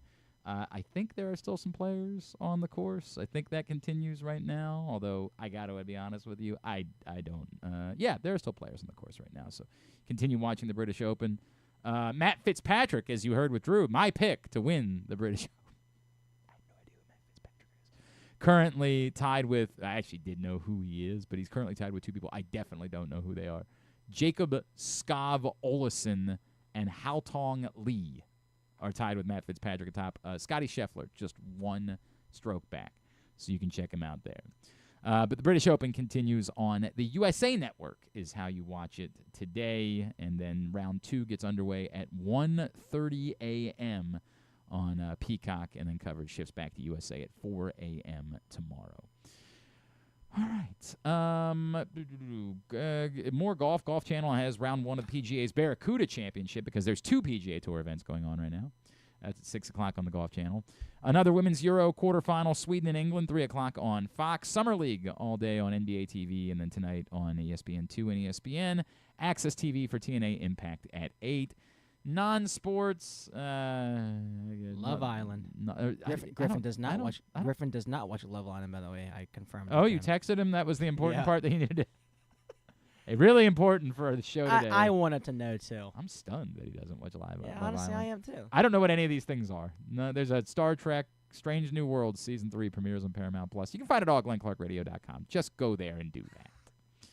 Thanks today to Derrick Moore. Thanks also to Cam Nelson. Thanks to, I'm going to make sure I don't forget anybody. Thanks to Darryl Morsell, and thanks to Jim Callis. We'll get all of it up in the greatest hits section of the Oh, my Lord, it's so good, hun. Traffic, GlenClarkRadio.com. I didn't hate it. The Baltimore thing. As we mentioned, tomorrow morning, 9:30 a.m. is when we'll start things. We'll go 9:30 to 11. Stan will be in studio, stuff and things on a Friday edition of the program. Thanks to everybody at PressBox, all of our great sponsors and partners, including Game Day Men's Health, Live Casino and Hotel, the BMW Championship, Maryland 5-Star, Crown Trophy, Easy Pass, Baltimore's Classic 5 Golf Courses, HelpMyGamblingProblem.org, Costas Inn, Maryland Sports, your local Toyota dealer, BuyAToyota.com. I'll be on VEASAN today at 1 o'clock talking Ravens. I think that still airs on Masson. I think so. You can watch it there. I know it's on wherever, I'll be on VEASAN at 1 o'clock today. And then tonight, don't forget, Show Your Soft Side, Softy Homecoming. Come hang out with us, support the animals in our community. You can go to showyoursoftside.org. There's still a couple of tickets available, and check out the silent auction as well. Thanks to, I guess, Griffin _Bass. Thanks to Grant, of course, at 20G DeVivo on Instagram. That's how you follow him. Yes, and, of course, the Be More Sports Pod. That's how you follow the podcast. That's Be Jerry and Mike Bordick. Yep. Well, so it's going to be the same podcast when they do the other? They're just switching hosts? Is that the... I believe so, yes. All right. So we'll have our Ravens and our Orioles segment. All but right right. now, we got baseball going with Jerry and Bordy at the Be More Baseball podcast, but all of our socials are the same, Be More Sports. Very good. Very good. Check that out there. And, of course, follow us on social at Glenn Clark Radio, Twitter, Instagram, and TikTok. Have a great Thursday night. Go nobody. Duke sucks.